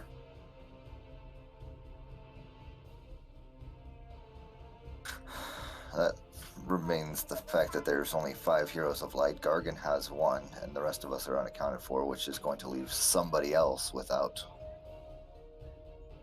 Does Well, if anybody we- else remove their name? Well, I think if we all are at points on the compass, as it were, with axe in the middle, response time will be at the absolute minimum for at least one of us after this crisis. Epcas and Polina will then kind of move forward together as they give a joint reply. Aoife Conenta and Grand Foresta are protected by the deities themselves, and we have our own sacred rules and laws. We do not need to have any such heroes within our roster, in paper or not. If you wish to aid us, that is up to you. However, we do not seek outside aid as such as the other continents. Feel free to ignore us upon the map. So it is a choice of 4 then.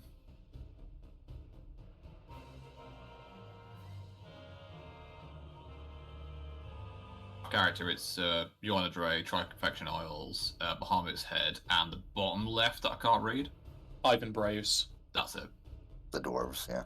Yeah. Yeah, Ivan Braeus is the dwarfs area. Mostly a big old desert. My concern, and I'll address this to Damien and Wedge, is that I've been a member of the Gargan military for some time before retiring to a more teaching role. My wife and children are here. In fact, 2 of them are members of your military. If I'm to move, will they have any repercussion? Your position of Hero of Light takes precedence over all. We would not enforce any such contracts that are prudently held. You are higher than any corporal, captain, or king. That's not what I'm asking.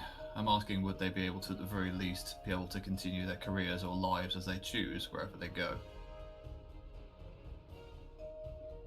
Yes, your family will have the same protections and allowances as you.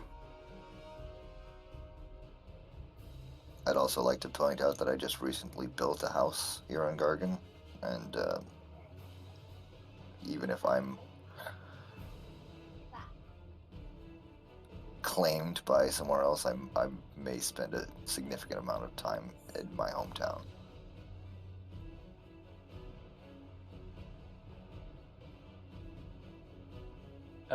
Damon will reply. You are fine to lay your head wherever you wish. Again, this is mostly paper and just for the populace's aid, as it were. You can stay within your hometown as you please. Axel does similarly, and he helps the other continents. Alright. Have you guys got any particular choices that you want to go for, or? If you want any details about those 4 continents, feel free to ask. Oh, I Yes, was gonna. Is, Sorry, go were on. you part of the War of Rules at all? I am not that old. Okay, I couldn't remember how old you are. So you haven't had any conflict with the Elvon at all, in particular? No, I don't particularly enjoy some of their home policies, but Lutia has been good to us, as much as I've been skeptical of her. In all honesty, it's a choice between Ivan Braeus and the Triform Corrections for me. No, not Triform Corrections. If you want Iskandar, you can roll Sense Motive. Yeah, sure. Also, I put in the chat the timeline for the wars. The War of Rules was over 300 years ago. Okay, Thanks. yeah, that Joseph. Oh, 400 years ago, sorry. So, back up just a little bit. Joseph says that, but with a smirk on his face instead.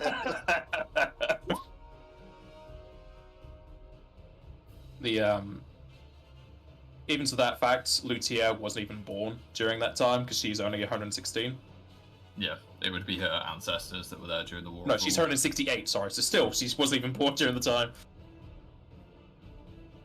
She's just having to live with the effects of her ancestors. Yeah, because her dad would have been during the War of Rules, Oh yeah, that's true.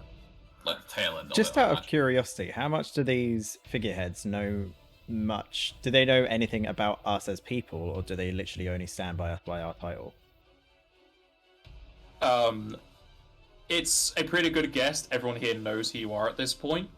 You would have gained some amount of fame when you won the tournament during your time with the Timebreakers.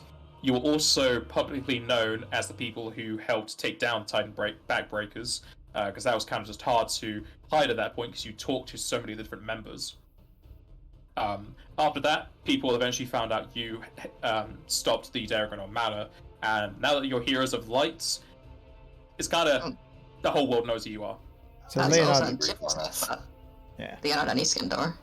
Leonard will sort of like go towards the table and Oh yeah, just speak Leonard and towards the Iskandar four. weren't in any of that stuff. So Leonard and Iskandar, you have a bit less fame, but you're kind of in this group now as Heroes of Light. Yeah, so this sort of brings up the things. So I'm going to like speak to the 4 leaders of like the 4 continents that want the heroes and say, if you had your own choice, who would you choose out of the 4 Heroes of Light that are standing before you? And what are your reasons for your choices?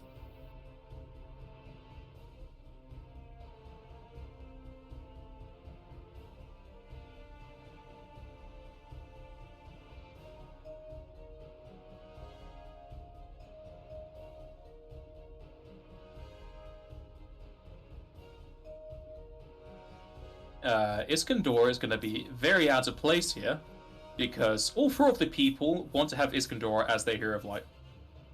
What? No. I did think that was going to be the case. What? Why? Yeah, Because of magic. man with most knowledge, Yeah. magic. Their main reasoning is that everyone else besides you is really pretty much just a baby of their race, barely coming out of adult age. And you're an elder of your race who has worked in the military and has seen enough in his life that he knows how the world mostly works. Aside from that, you have a family, so you have something to protect. Well, I say family, you have a wife, children who you'd want to protect, whereas everyone else has just parents. You have a personal stake in the world right now, and you also are a mage, an archmage at that, where you have access to almost every form of magic. So you being a Hero of Light means you can have access to every spell eventually. So you are technically, in their eyes, the strongest because magic can affect more things at once. So if anything, Iskandar, you should be the first to choose. Because that will spark a conversation between the rest of the continents. Well, I don't like the climate in Bahamut's head, so I'm not going there. You don't feel temperature. I still don't like it. It's a choice between. In all honesty, I don't think many of you would want to go to Joanna Dre because of the sheer amount of slavery. So I might just do that. It's not slavery, they're servants. Uh-huh. I mean, that's what you're always going to hear if you go to Joanna Dre. It's always just servants in their eyes. Yeah, I'll probably go with Joanna Dre unless anyone really wants it. No. The one that Well, catches Leonard's eyes behind his head. Yeah. Joseph, you were hitting it off with Lutir for a bit, are you sure? Say again. You were hitting it off with Lutir a bit, are you sure you don't want to go? I was. Go for it then. That's fine. What? No, wait. That was a question. I was hitting it off with her? Oh, well, yeah, you were speaking to her quite a lot about potentially helping her out. Oh, I mean, I only extended the same offer that I'm going to extend to everybody in this room. I'm going to give them all link pearls, and I'm going to help anybody if they need it. Alright. And what about you, OC? Have you got a particular preference? Not really. What I don't understand is why are we talking about this now and not dealing with the current situation first and then decide what to do with us? So I think that's why the whole meeting was called the original name. Does- It's called now because a lot of the world is starting to regain its consciousness, and a lot of people are coming out of the days with no memory about it and finding out there's 4 Heroes of Light that have currently just appeared whilst they were in the set days. And Basically. even though there are weapons going about, 4 major powers revealing themselves, and everyone not knowing who they belong to is going to cause major havoc because people are very skittish and scared people in a group. Basically, if we don't pick some now, there's going to be riots in the streets. Alright, I'll go with you on a Dre then. Leo, it sounds like you're heading to Bahamut's Head then. Yeah, if no one else wants it, Leo would take Bahamut's Head. As a note, when Iskandar says he's going to go to Ioana Dre, Tuni Longcoat will immediately pick up because she doesn't want to lose her spot and say that she wants to have Osa. Oh. Any particular reason? You're covered in hair, lass. Only one such as you could be a bigger position than me. And to that fact, I want to see how much you can drink. Oh. That's not a contest you want to get into. I'll just walk over and shake Lutia's hand and watch them crack up with this.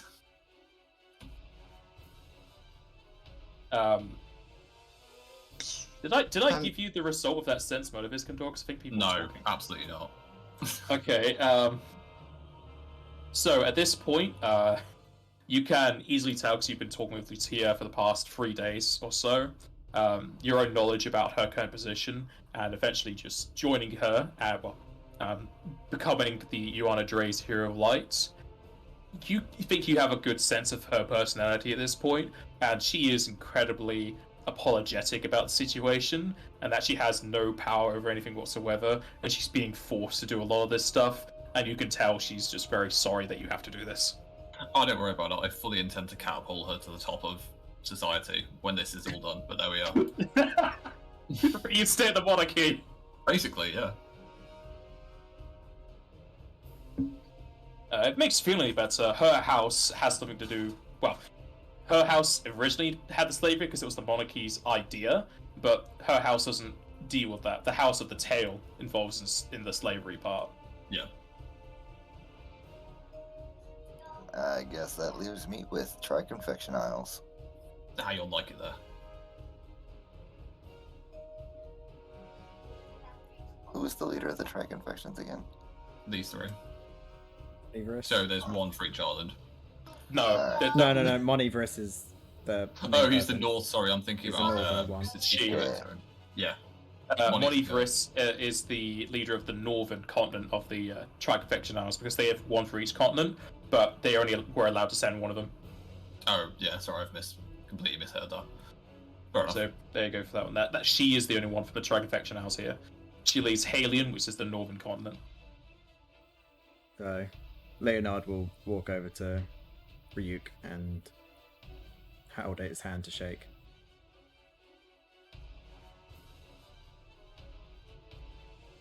Ryuk will shake your hand. As you can easily tell, he says a quick prayer to Bahamut. I am glad you decided to join our continent. I know you won't be staying there or having much influence, but you'll expect to see quite the statue made in your honor in the capital. Well, thank you. I'll be sure to come over. And obviously, if you need anything, do ask. We'll only badger you with the important things. We have plenty of hunter guilds to deal with the lesser threats. I wouldn't have it any other way. Joseph will just stay where he's at, but he'll give like a head nod over to Monty and then just stand here. How do you like liquor, Joseph? We'll most likely have to make a new one with your name. I'm not great with it, but I'm not going to say no. We'll figure out later. We got plenty of time, and you've got plenty of weapons to destroy. Indeed we do. So let's move past this and get on to the matter at hand, shall we?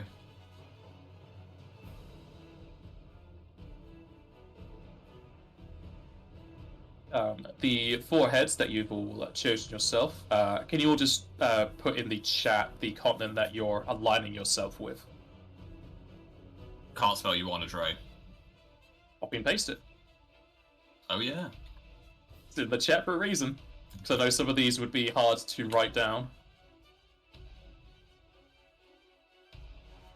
I was just gonna like it there, to be fair.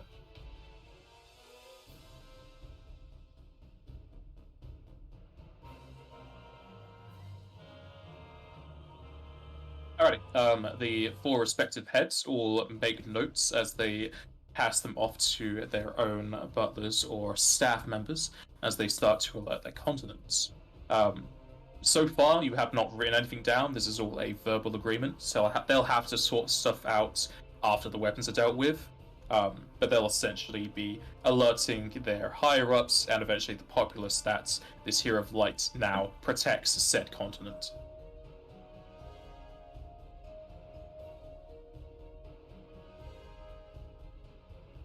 And as the conversation continues on to what you would be expected to do by the populace and whatnot, the window will bash open due to a harsh winds, as you can hear lightning bolts and thunder off in the distance, as a streak of blue and yellow Here he comes. approaches. And it seems like it might take a few minutes for that lightning strike to appear, as we will take our break here. Cool. Catch you guys in a bit. I hope the selections are alright for everyone. Yeah, I'm Yeah. happy. You'll have to be. Alrighty.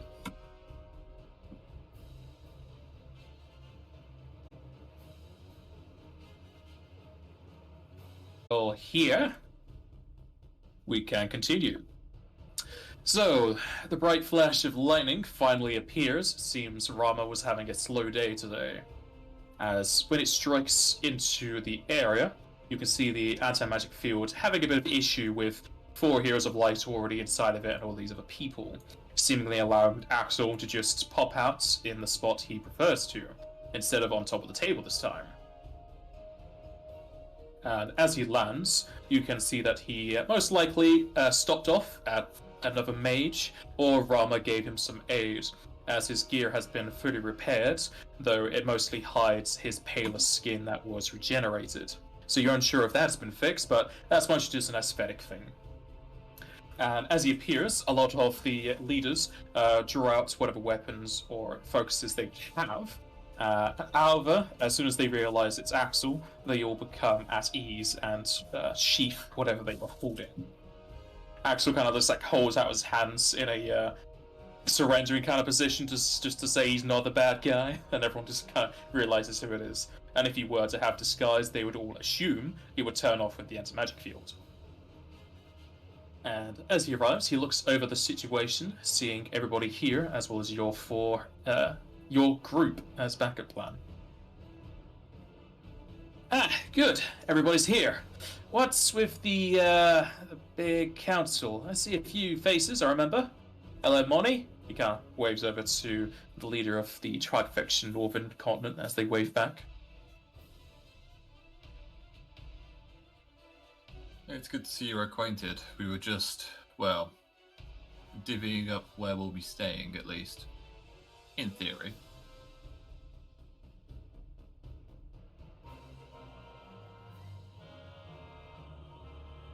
Ah, take it that's the whole signing of who you represent? Me with Gargan, I suppose? Yeah, you did beat us to the punch on that one, so nothing's signed yet, but we've managed to get that business out the way. Moving something important.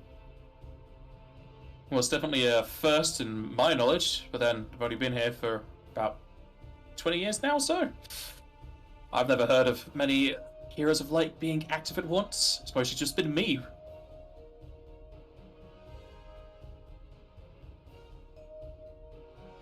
Well, hopefully you can take some weight off your shoulders. Well, about that, I think I'm gonna need to put a bit more weight onto all of our shoulders. He puts his hand into his tunic and he pulls out a, you could assume to be severed piece of flesh. However, it looks more like a crystal as he pulls out a cylindrical object, and the top of which you can see is completely covered in the black glass. Fuck, I got this from Rama in my discussion with him. I have a new quest, and it has to do with this thing here. I didn't notice it before because there wasn't much of it going around, and, well, it doesn't stick to me. But as I can see, people are walking about, and there's a lot more of it falling from the sky. This was someone's arm at one point, but it's obviously not attached to them. He places the severed arm onto the table with the black glass pointing upwards. I suppose you guys have seen the same? Yes, we've already told this council to contact their people and get people inside and covered up because that's what seems to be blocking it, is any sort of physical thing besides their bodies. And onto this conversation, because obviously Axel must have it out on visible display, I would say, can anyone else see this? Can anyone else, like, I'll describe what I'm seeing and say, can you also see the same thing, or is it only Heroes of Light that can see this? As you explain to them, a few of them definitely seem to be a bit grossed out by it. But as far as you can tell, no one here can see the black glass. They just see a severed arm. Yeah, my true seeing's still on, so this is going to be a bit of a panic attack in the making, isn't it? Leo sort of look towards Axel and say, well, would you care to elaborate what Ramu said then in terms of your quests regarding this? If you're able to. Yes, I'm allowed to explain the quest, and I don't have a whole lot of time. I mean, I'm kind of going somewhere else. I don't know if time matters where I'm going. But anyway, Rama was able to gather this. He essentially used some deity or fumbly wumbly, whatever you want to call it, and he moved a lot of the black glass that's falling onto this arm. So it's a sped up case. You won't see this right away, but it's definitely something to be afraid of in the future. He told me that this black glass stuff is gonna be very dangerous. If that gets on you, well, you're not gonna exist anymore. You're gonna be transported elsewhere. Yes. And we're on a time limit because the longer that stuff's falling, the more that's gonna also be touching the ground. It's not stopping from the sky. The black glass from when I defeated Sloth is still dropping days after he's been defeated. So what I'm hearing is the more weapons that we destroy, the more glass will fall more frequently. Yeah, and that's what this kind of whole time thing is about. Ravaba's going to be sending me a... So you guys are going to have to deal with what's going to approach. Essentially, he is sending me into their plane, so I can deal with the future ones before they fully awaken. I can take care of the big baddies before they get all their power, essentially. So I'll go from the top, you go from the bottom. Axel, be very careful. I've seen what's in there. Oh, have you now? I haven't been able to look inside of it. Robert just said it's a bad place. I'm going to a kind of like a side plane to it, he said. It's like a plane inside of a plane, like we can create demi-planes. So the weapons are holed in this kind of like storage facility, if you could call it. And I gotta deal with them before they essentially are made. But what's inside of that one? I can't see it. I'm going to cast Great Heroism and Manifest Destiny on myself and have a proper look at the arm. Because I only got glimpses last time. Give me a will save, please. Is that even going to work when we're in an anti-magic field? No. There's 5 of us here. So I'll take it Well, outside. you can... The animagic field will still stop your casting of spells here. As you try it, you can notice that. However, you can go towards the table, because the table itself is not anti-magic, because they have the magical map there. Yeah, so I'll pop it. Either that or I'll kneel on the table, whichever one's allows me to do it, essentially. Yeah. Will save, yeah? Yes, please.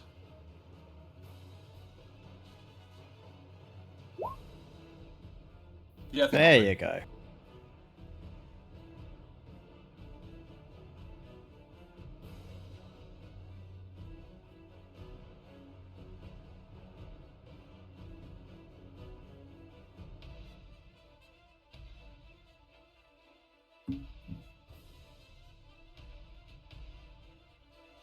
Okay, you definitely save, though again, it's going to be a very traumatic event, as what you do see is very disconcerting. So, since the top of the arm is completely revealed, you can easily see what it is. The massive tentacles are indeed a major concern. Looking into the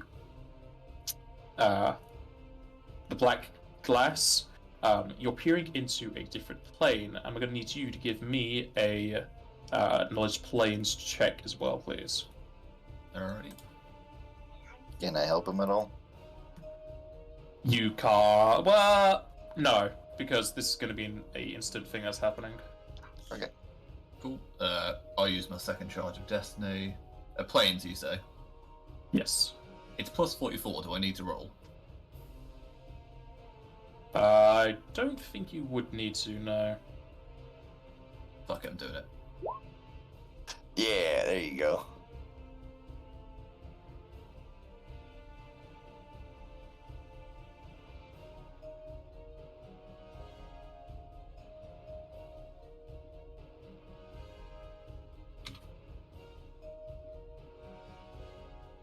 Alrighty, give me 1 second.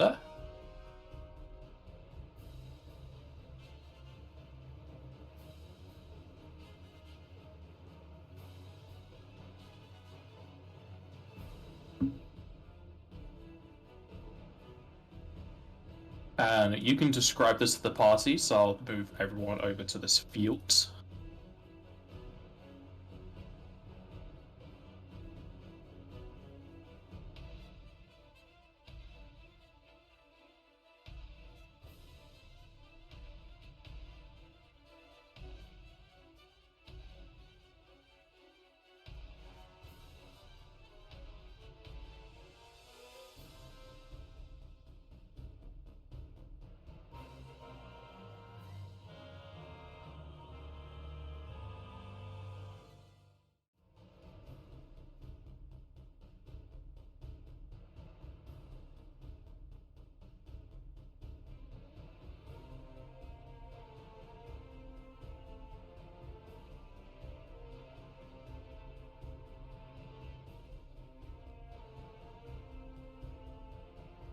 As you peer into the black glass, you're able to get a good enough sight of what you were staring at previously.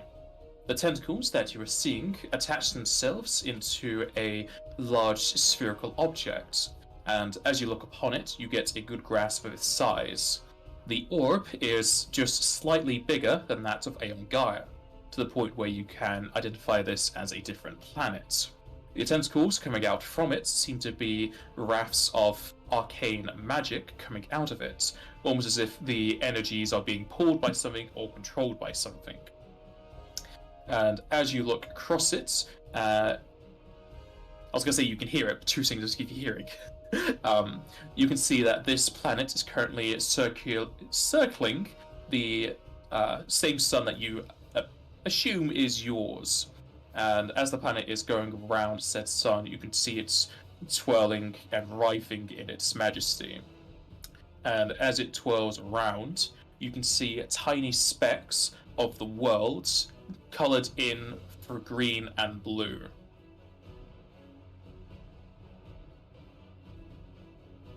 Okay. So it's stealing Aeon Gaia. It's pulling the whole planet here, piece by piece.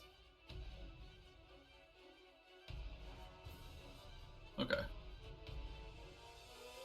There's nothing else can I detect magic through it? That wouldn't really work. Not particularly, no. I mean, you used detect magic before, so you know the glass has the summoning school, so it has something to do with the planes, and you know that the glass itself is essentially just a mirror dimension looking into this plane. Can you Okay. tell what plane it is? Good question. Can I? As far as you can tell, it's some form of shadow plane. Okay. So if life were to go there, your Aeon Gaian people would not survive there because the shadow plane is for shadow elementals and whatnot. So essentially, there's no oxygen. You suffocate. If you don't breathe, you're going to be harassed by shadow energies and just start to die anyway. Yeah. Either way, it's not going to be a fun experience for anyone, is it? Okay. No, you guys would survive probably, but you're not being pulled there, so you don't have to worry about that, right? Yeah. So I will break the connection, probably make a scared noise, and back off the table with a few heavy breaths and explain what I've seen. And give Axel a very haunted look. It's bad, is it? I was afraid of that. It's probably why Rama wants me to hurry up and destroy the weapons that aren't fully formed. Whatever this thing is, whatever's controlling those arms, those tentacles on that planet, is trying to pull Aonkaya piece by piece there, and it's using the weapons to do it, to spread its influence. We have to kill them first. As you say, we start on this end, sever their connection here. You do what you can to stop them on that end. But I implore you, Axel, do not do anything reckless. Well, this whole mission's going to be reckless. I should be bringing some allies with me. Rama said I can use my influence to make sure that they don't die on arrival, but I'm definitely going to need their help to deal with weapons, especially since I won't have that much backup. Well, if worst comes to worst, if you can hurt them and you can't kill them, we can always finish them off on this side.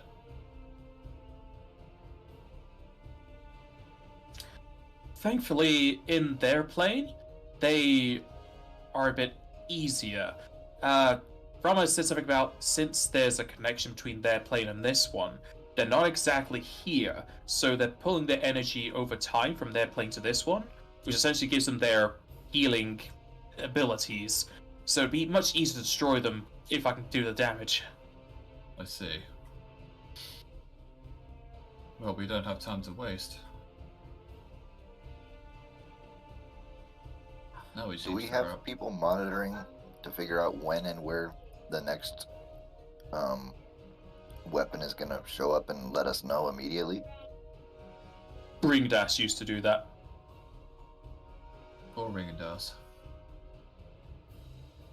Are He you doesn't telling mean me that you didn't resurrect him? We have no way of doing it. He died days ago. Right, we told them days ago to do it. And they were currently being attacked by the greed weapon.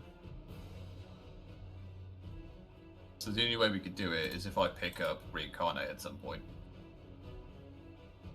Which probably won't even have time. So no, Ringendas is dead.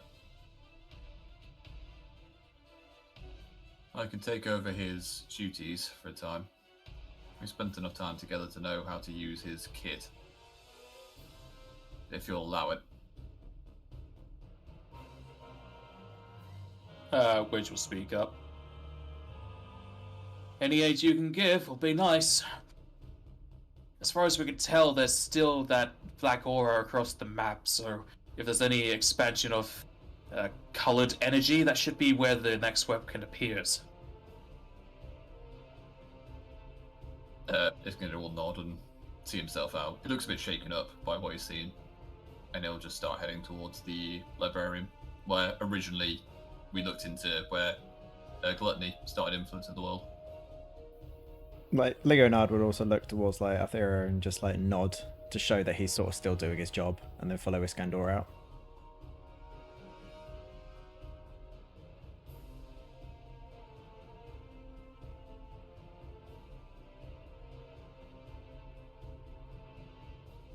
Well, I guess bye. I'll see you on the other side, I guess. Sorry, Axel, I just need to clear my head a bit. Be safe. Leonard would also look back and say, "Don't do anything I wouldn't do." Okay, I won't die. Attaboy.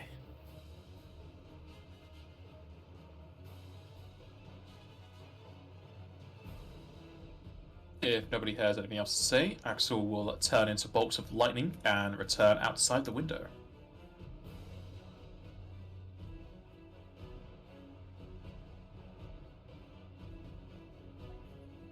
Was there anything else that you needed us for?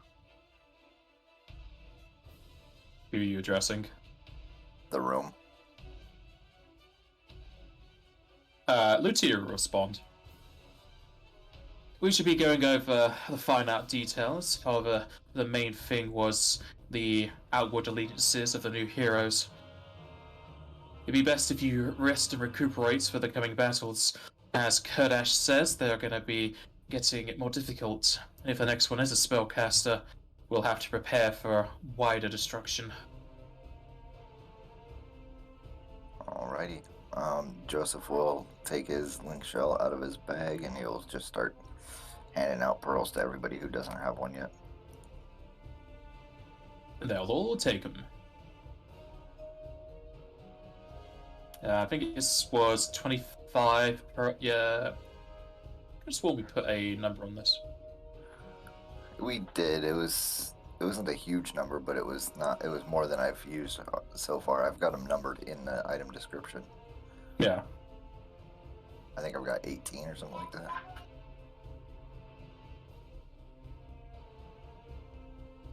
Nope, I got 15.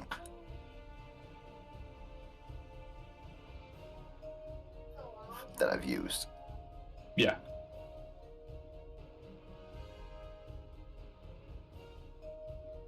Oh yeah, Vil said 50 pearls. So you're fine. As I'm handing it to Mani, I will just be like, I don't have time at the moment, but I will visit.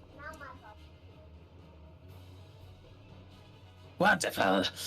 We'll prepare not the time. We'll have to prepare for everyone else coming out of their dazes. But it'd be nice to have you on the continent. If we get some time to spare, I'll make my way over there and try to get some of your leadership unaffected. We have the ability to walk through and release the emotional wave from people that we are near. Fine power, though it's better to cut off the source than dealing with the issues they cause. Of course, I'm only saying if we have a moment of time.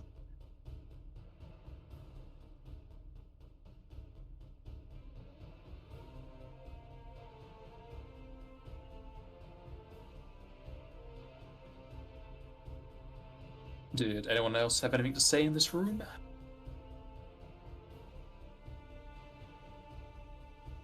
No. Nope. Iskandor's going for a little lie down. Well, I say lie down. You know what I mean.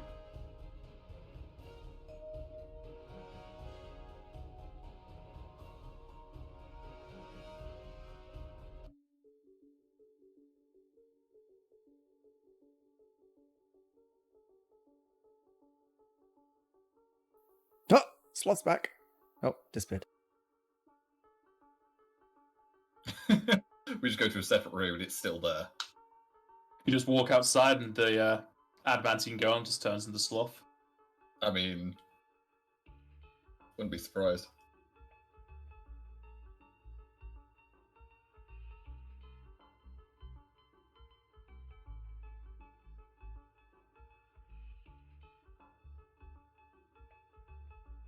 There's the new tokens, because I haven't put you to this map in a while.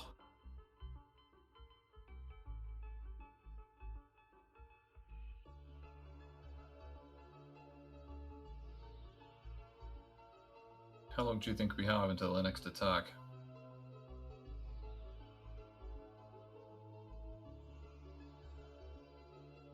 Well, like I said, the only timescale we've got currently is under a day, so 24 hours and less. See. Well, I'm going to rest for 2 hours to get my abilities back, and then from there I think I'll go to Ringadas's sanctum. See if I can at least give us a heads up.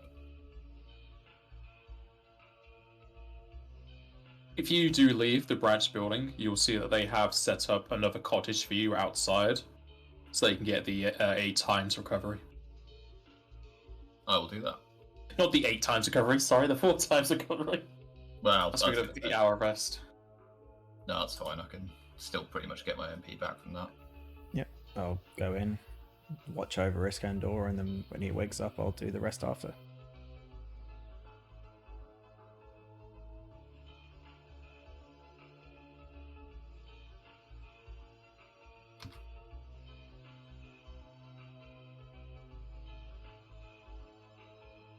We should probably head to the little office with the globe on it, in it that Regendas was using.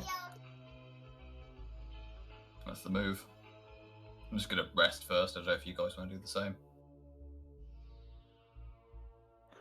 Well, Joseph only knows that the colors have meaning, and like he could probably figure out the most because he's a damn smart dude. But like, he's not like magically apt, so he'll go to the room and just look at the globe and look for changes, basically.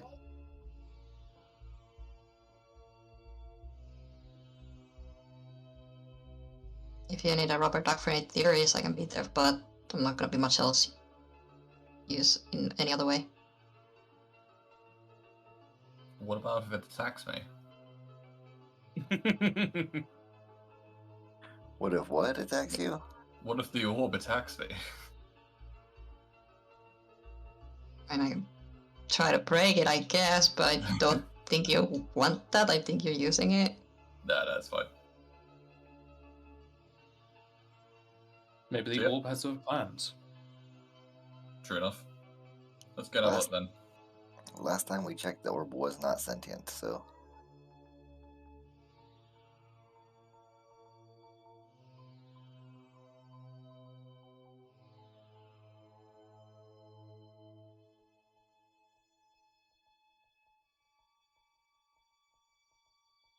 So are you doing the rest first, or are you doing the orb thing?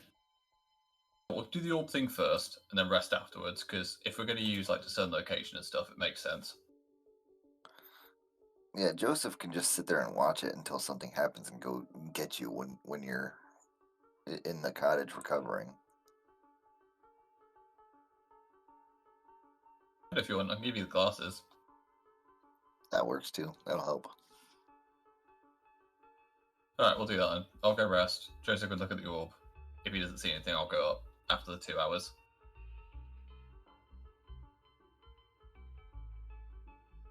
Alrighty, so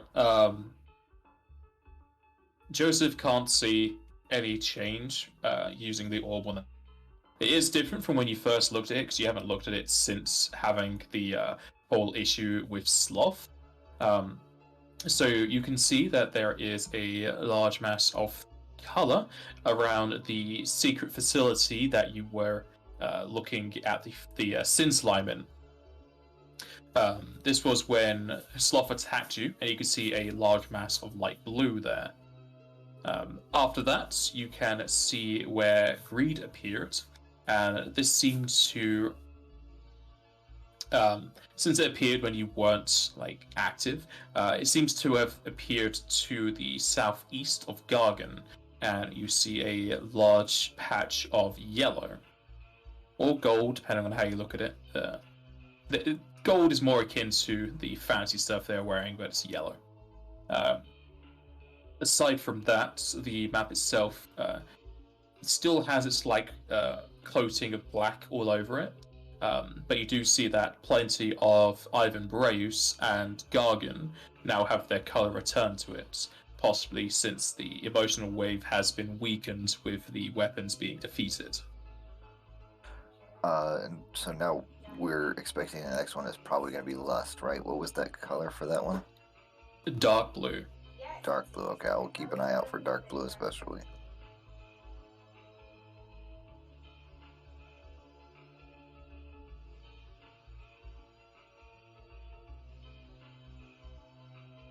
And as long as you're looking at it and people are resting within the cottage, you don't see any changes. All right.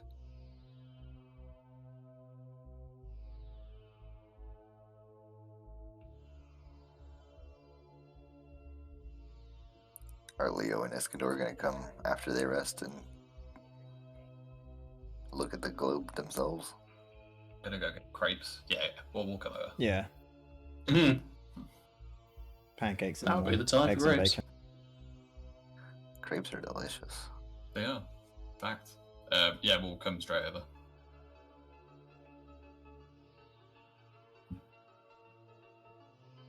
Looking over the map, you see the same changes as from the last time you had looked upon it with the orb. And thankfully, the orb does not attack you on sight. Thank God. Okay. Yep, I'll literally just keep an eye on it. If you guys want to crack on and do what you want to do, that's not an issue, but Iskandar will basically just be scanning the map until something happens. I'll thank Joseph for looking out for it though while I was resting. Not a problem. I'm going to go see if I can find somebody who's willing to teleport us around. See if they'll come in here and wait with us.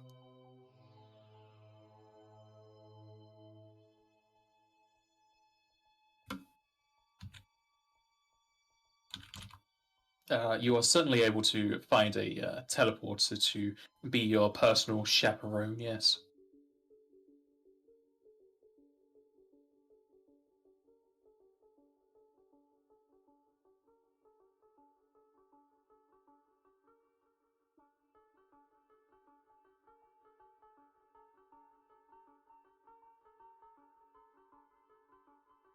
And after everybody has had their separate rests and watches over the map and the orb, it eventually comes to the point where you're all gathered back up together, having healed from the nightly rest and your buffs wearing off. As you look upon the map with the orb using its magics to basically just detect everywhere, you can see that another large explosion of colored energy appears. And just like you were expecting, it appears in a large swath of dark blue. And dishearteningly, it is just towards the north of Nefel. Shit. I'll call for anyone who's there. Is Leo still with me? Yes. We're all together, he just said. Oh, I thought you guys had gone to get food. We don't eat anymore. So we don't have I to mean, eat. It's the taste, though, isn't it? Right? I'll explain that the weapon has just teleported. Well, not teleported. It's arrived just north of Nefel, and it's definitely lost. So we should prepare ourselves for a spellcaster fight.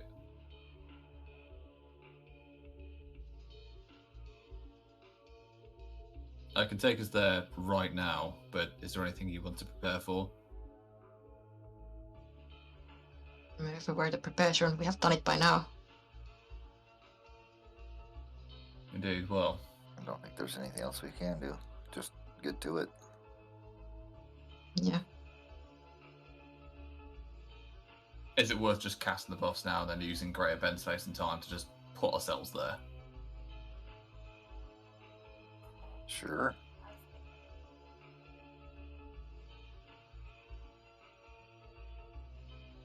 Well, the question is, I don't know how big it's going to be, and I only have standard anti-magic field. So, are we confident we can fight it? Confident we can give it our best shot, that's for sure. Yep. Alrighty. So, does everyone want everything? Depending what everything is. I don't need.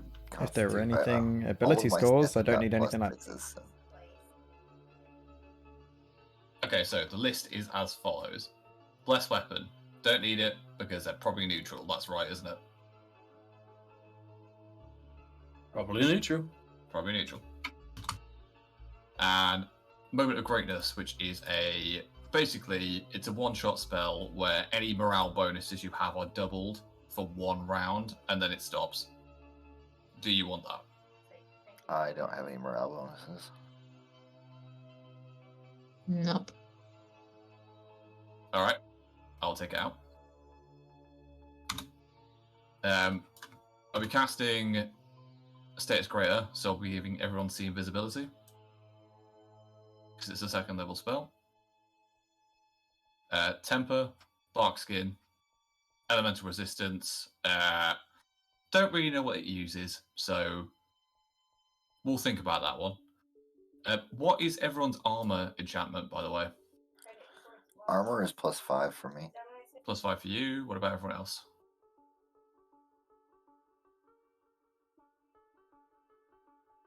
Just Plus the enchantment 4. or total. Just the enchantment bonus that you've got. I have none. I have only the effects. But you have +1, right? No, because I was told the armor doesn't need that. Oh, fair enough. I could just cast magic vestments on you that increase your AC, but to be fair, you don't need AC. I don't need AC. Alright, so Death Ward, as always. Mithra's Grace. Oh, Sarah, do you still need a +6? Nope. Or... Nope. No, Get rid of I that. got the belt, so I don't need that anymore.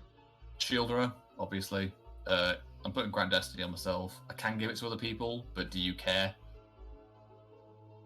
That's for skill checks and saves, right? Skill 4 check, times. saves, attacks, 4 times. Yep. If you got enough MP left over that you feel comfortable, that I would like that, but it's not necessary. It doesn't come from the same pool, so that's fine. Oh, okay. Get rid of that. Don't need that. So, Shielderer, obviously. Tongues Communal.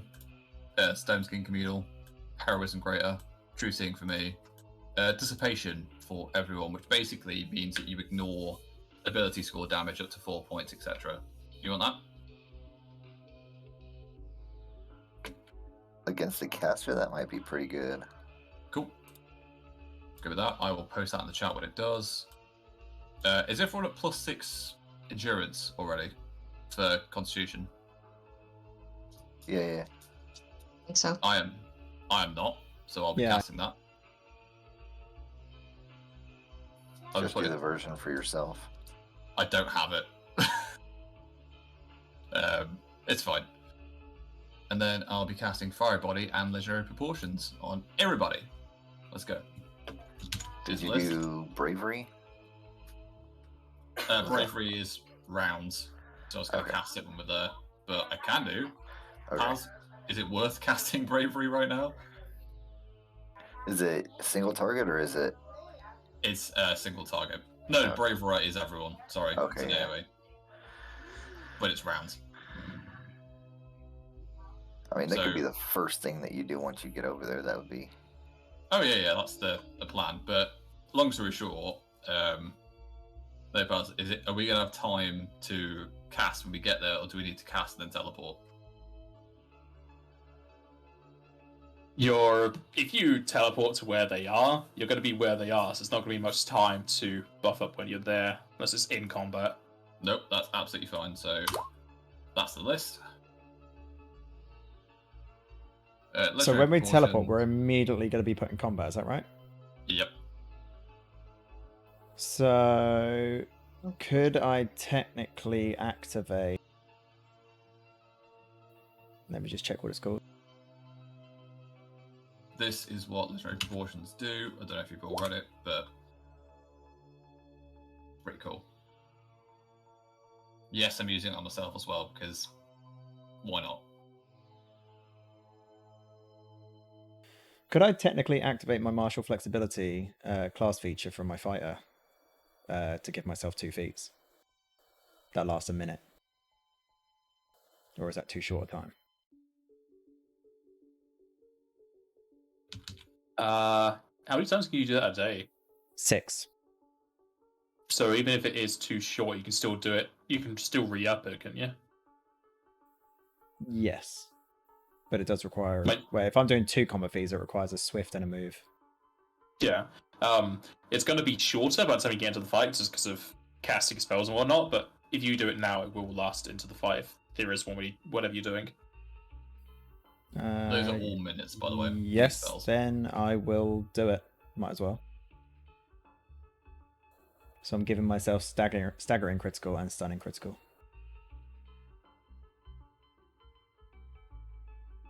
Did we get the deflection bonus this time? And how much was that if we did? You will eventually get it, which is it's +8, just so you know. Okay. That'll be something we cast literally before we go, because it's rounds. So legendary proportions, what's that again? I've just wait, posted it. you've literally just posted it, never mind. Can you cast it before we teleport? Because isn't teleport like size based? Nope, just creatures. Alright. And yeah, I'll cast that before we teleport. So we'll be... How big can we grow in here? Just large, I take it? You're in the library, which has very tall ceilings, so you'd be able to go... Well, you can't go above large anyway with what you have. Yeah, that's So you're fine. fine there. Cool. So it's just one size up then. Mm-hmm. But all of those bonuses should stack with what you have at the moment.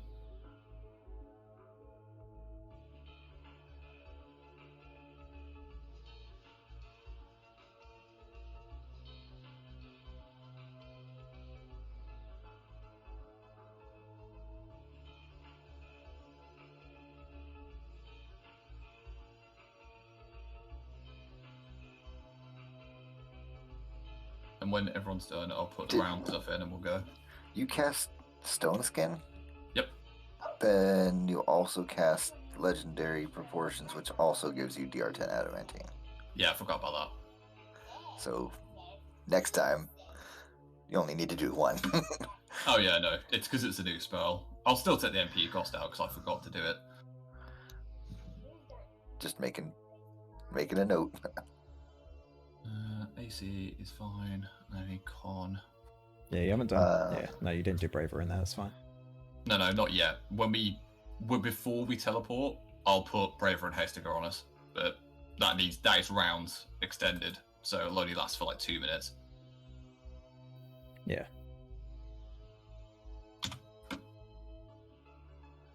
I'm marking all the buffs right now, just in case. And then D8 goes up to 2d6 in size category, right?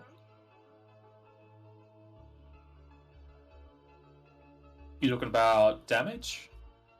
Yeah, weapon damage. 1d8 goes to 2d6, I believe. I'm just going to pull up the chart. 1d8 becomes 2d6, yeah.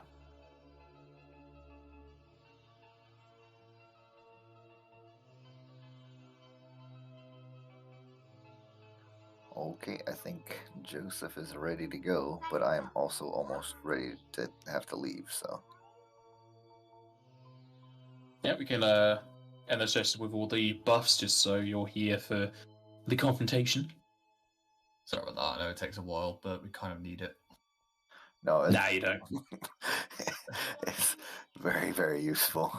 Also, I need to remember, last time we were getting bleeding damage, my armor has staunching on it, so I reduced that by 5. Yeah, I think you brought that up in the Discord. Yeah, I feel like I For definitely the legendary proportions thing, could you literally just put the buff to size and then just put in the number and it just automatically add it, or do you need to singly add it to everything? You could put it to size, but it would have to be like to those attributes. Yeah, probably easier to just do it one by one.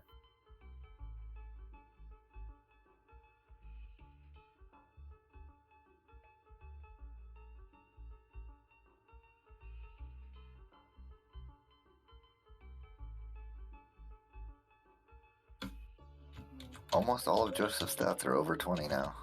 Charisma's the only one at 19 right this moment.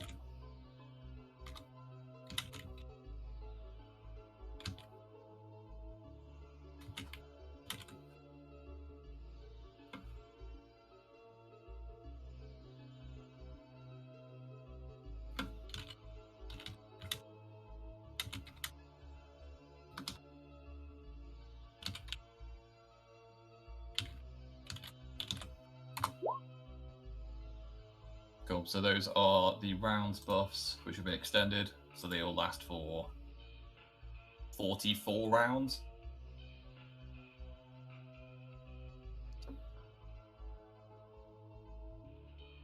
Oh, I actually get a bonus to resistance to saves now. I thought it only went up to 5. Nah. In items, it does. For what? Shelra gives you Shelra 4 gives you resistance to saves. Yeah. Resistance bonus. Joseph thought it only went up to 5. For the items, yeah, the spell can go higher. However, just as a note, if you are giving yourself a resistance buff, remove minus the amount of what your cloak will give you, because the sheet does not make resistance not stack for some reason. So if you had 5 and a +6, it gives you 11 for some reason. Ah, okay. Yeah, with all the buffs going in, I'd probably refresh a sheet just to make sure it's all got in, or the appropriate stuff doesn't stack. I'm going to cast Bravery, I'm going to sit on a chair, and I'm going to watch you guys go to work. Yeah, We need to calculate how much MP you use. Yes, it's a lot. I've written it down here. It's over 100. Yeah. Okay, I think all the buffs are put on. Yeah, I think all my buffs are on too. Yeah, I've written down these spell combos as well that I need to use, so hopefully that'll be shorter in the fight. Okay, so let me sort the cost out. Is there anything Osa wants? Because I know damn well that you're going to rage and frenzy and I can't cast anything on you afterwards. What? I would never. What? What are you talking about? Not really. I'm still adding the current buffs. Alright. I mean, to be I fair, haven't I actually gotta missed go, anything. so I'll talk to you guys later. see you later. With That's okay. Temper and Bravery, that's still plus 13 to damage, so go for it.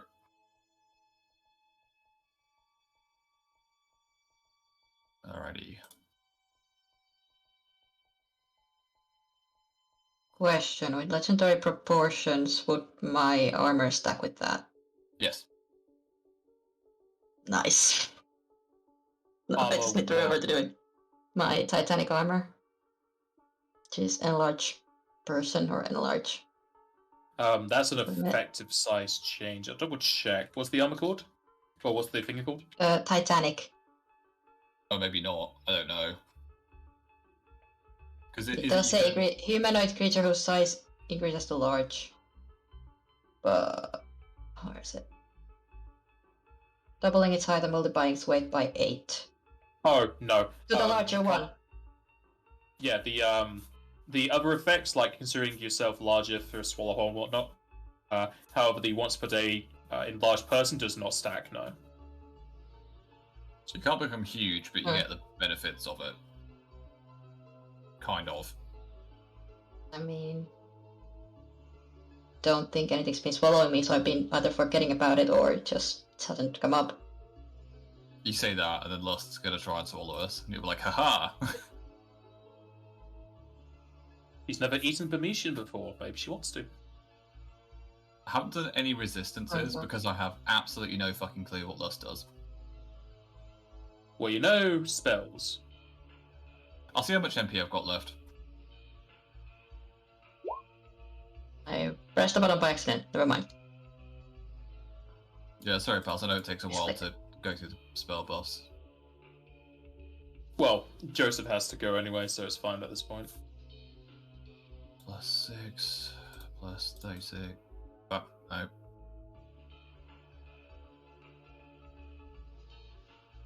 Okay, it's 165 MP.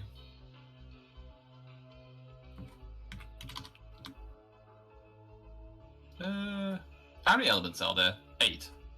8, yes.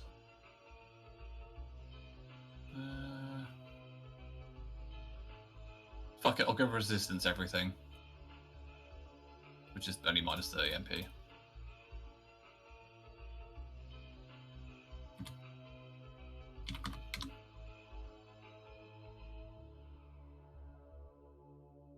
Cool.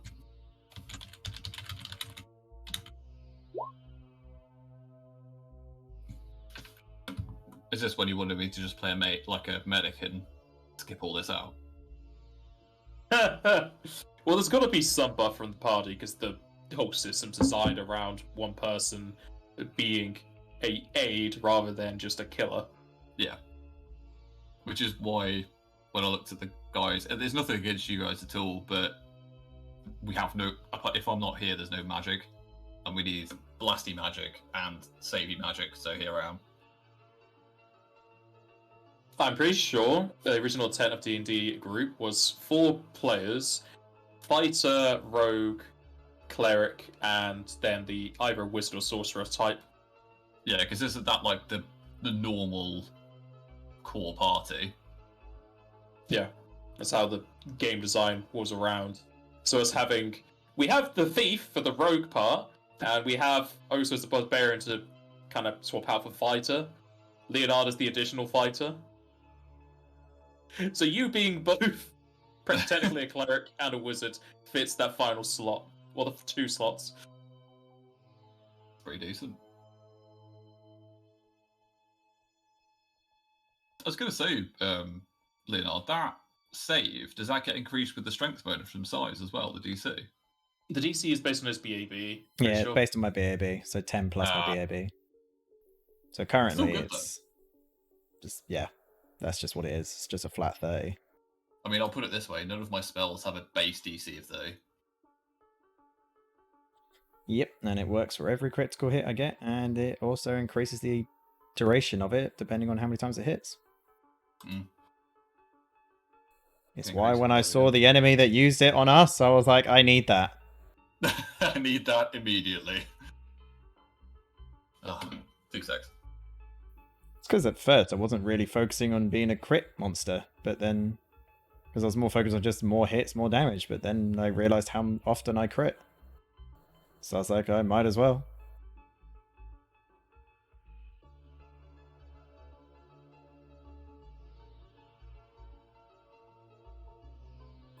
I completely forgot to mention it earlier. Did we actually do our buying and selling thing or not? Yeah, sure. Okay, because I think had that's the kind of list. glossed over. Yeah, I had the list of everything we did. I'll just add it onto my skill.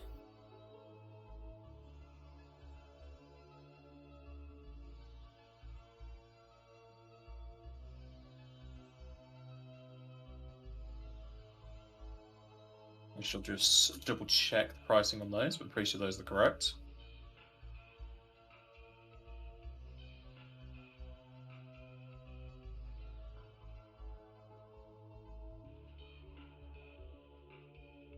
Yeah, that looks correct. Cool, and I'll add it all on.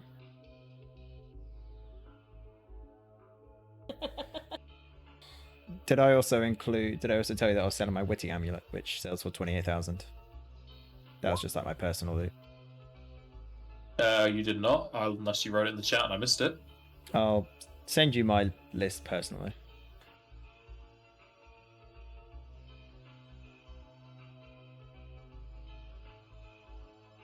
I believe that's correct, but I'll let you confirm it before I actually add it.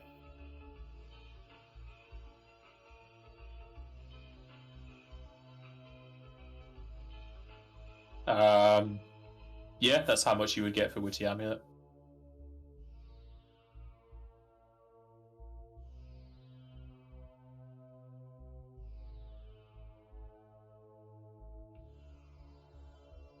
I need to test this and see if it works.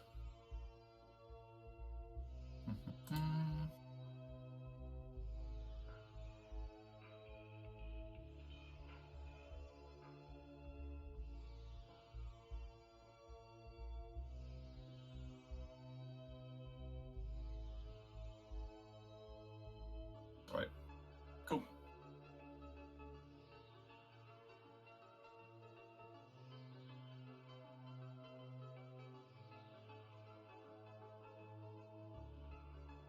Oh yeah, do you two want me to get any crafting feats or anything for when we potentially have some downtime to make you anything? Say again. Do you want me to get any crafting feats for, assuming we live through this, you or anything like that? I have no idea because I have no idea what I'm buying yet. I have no idea what to put into my empty slots. I think if That's it's fine. anything, I'd have to like have them custom made and pay the extra to like, for example, pay something that's meant to be a shoulder slot and turn it into a hat and just pay Okay, the right. extra. Because I've done that so many times now. Just wear it. Wear the wrist slot on your head. Well, for hat. example, I have a hat of natural armor. I think Mogmi had socks of something that gave him, I don't know, bonuses to diplomacy or something like that. I think they're like diplomatic socks. Diplomatic socks. Yeah. They were some fancy socks. I had a bow tie that did something like that. It's pretty cool though. I've had some really random items. I think the items that this character's wearing currently is probably like the most normal that it's ever been. Maybe. Yeah, I don't have many magical items. I've got some now because we found them in the temples, but a lot of it was. But like, Some I've now egg. got my neck, head, body, chest, and hands open slots right now. There's nothing in them. Oh, Well, my head has got the hat of natural armor, but that can be changed to something so much better.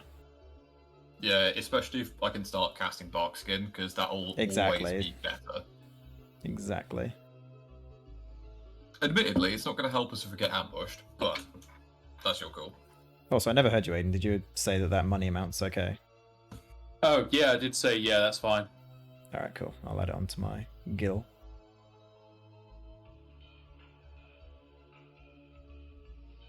But yeah, if that's all of the buffs and preparations, we'll end the session here. I pressed the That's wrong fine. button. I need your opinion on something just before we end. I'll let Leo go first. There we go, I'm done. So those are the combinations I'm thinking of using. What do you think? Talking about me? No, just yeah, anyone really. Because I have to try and figure out what I'm doing ahead of time. Otherwise, I'll be taking like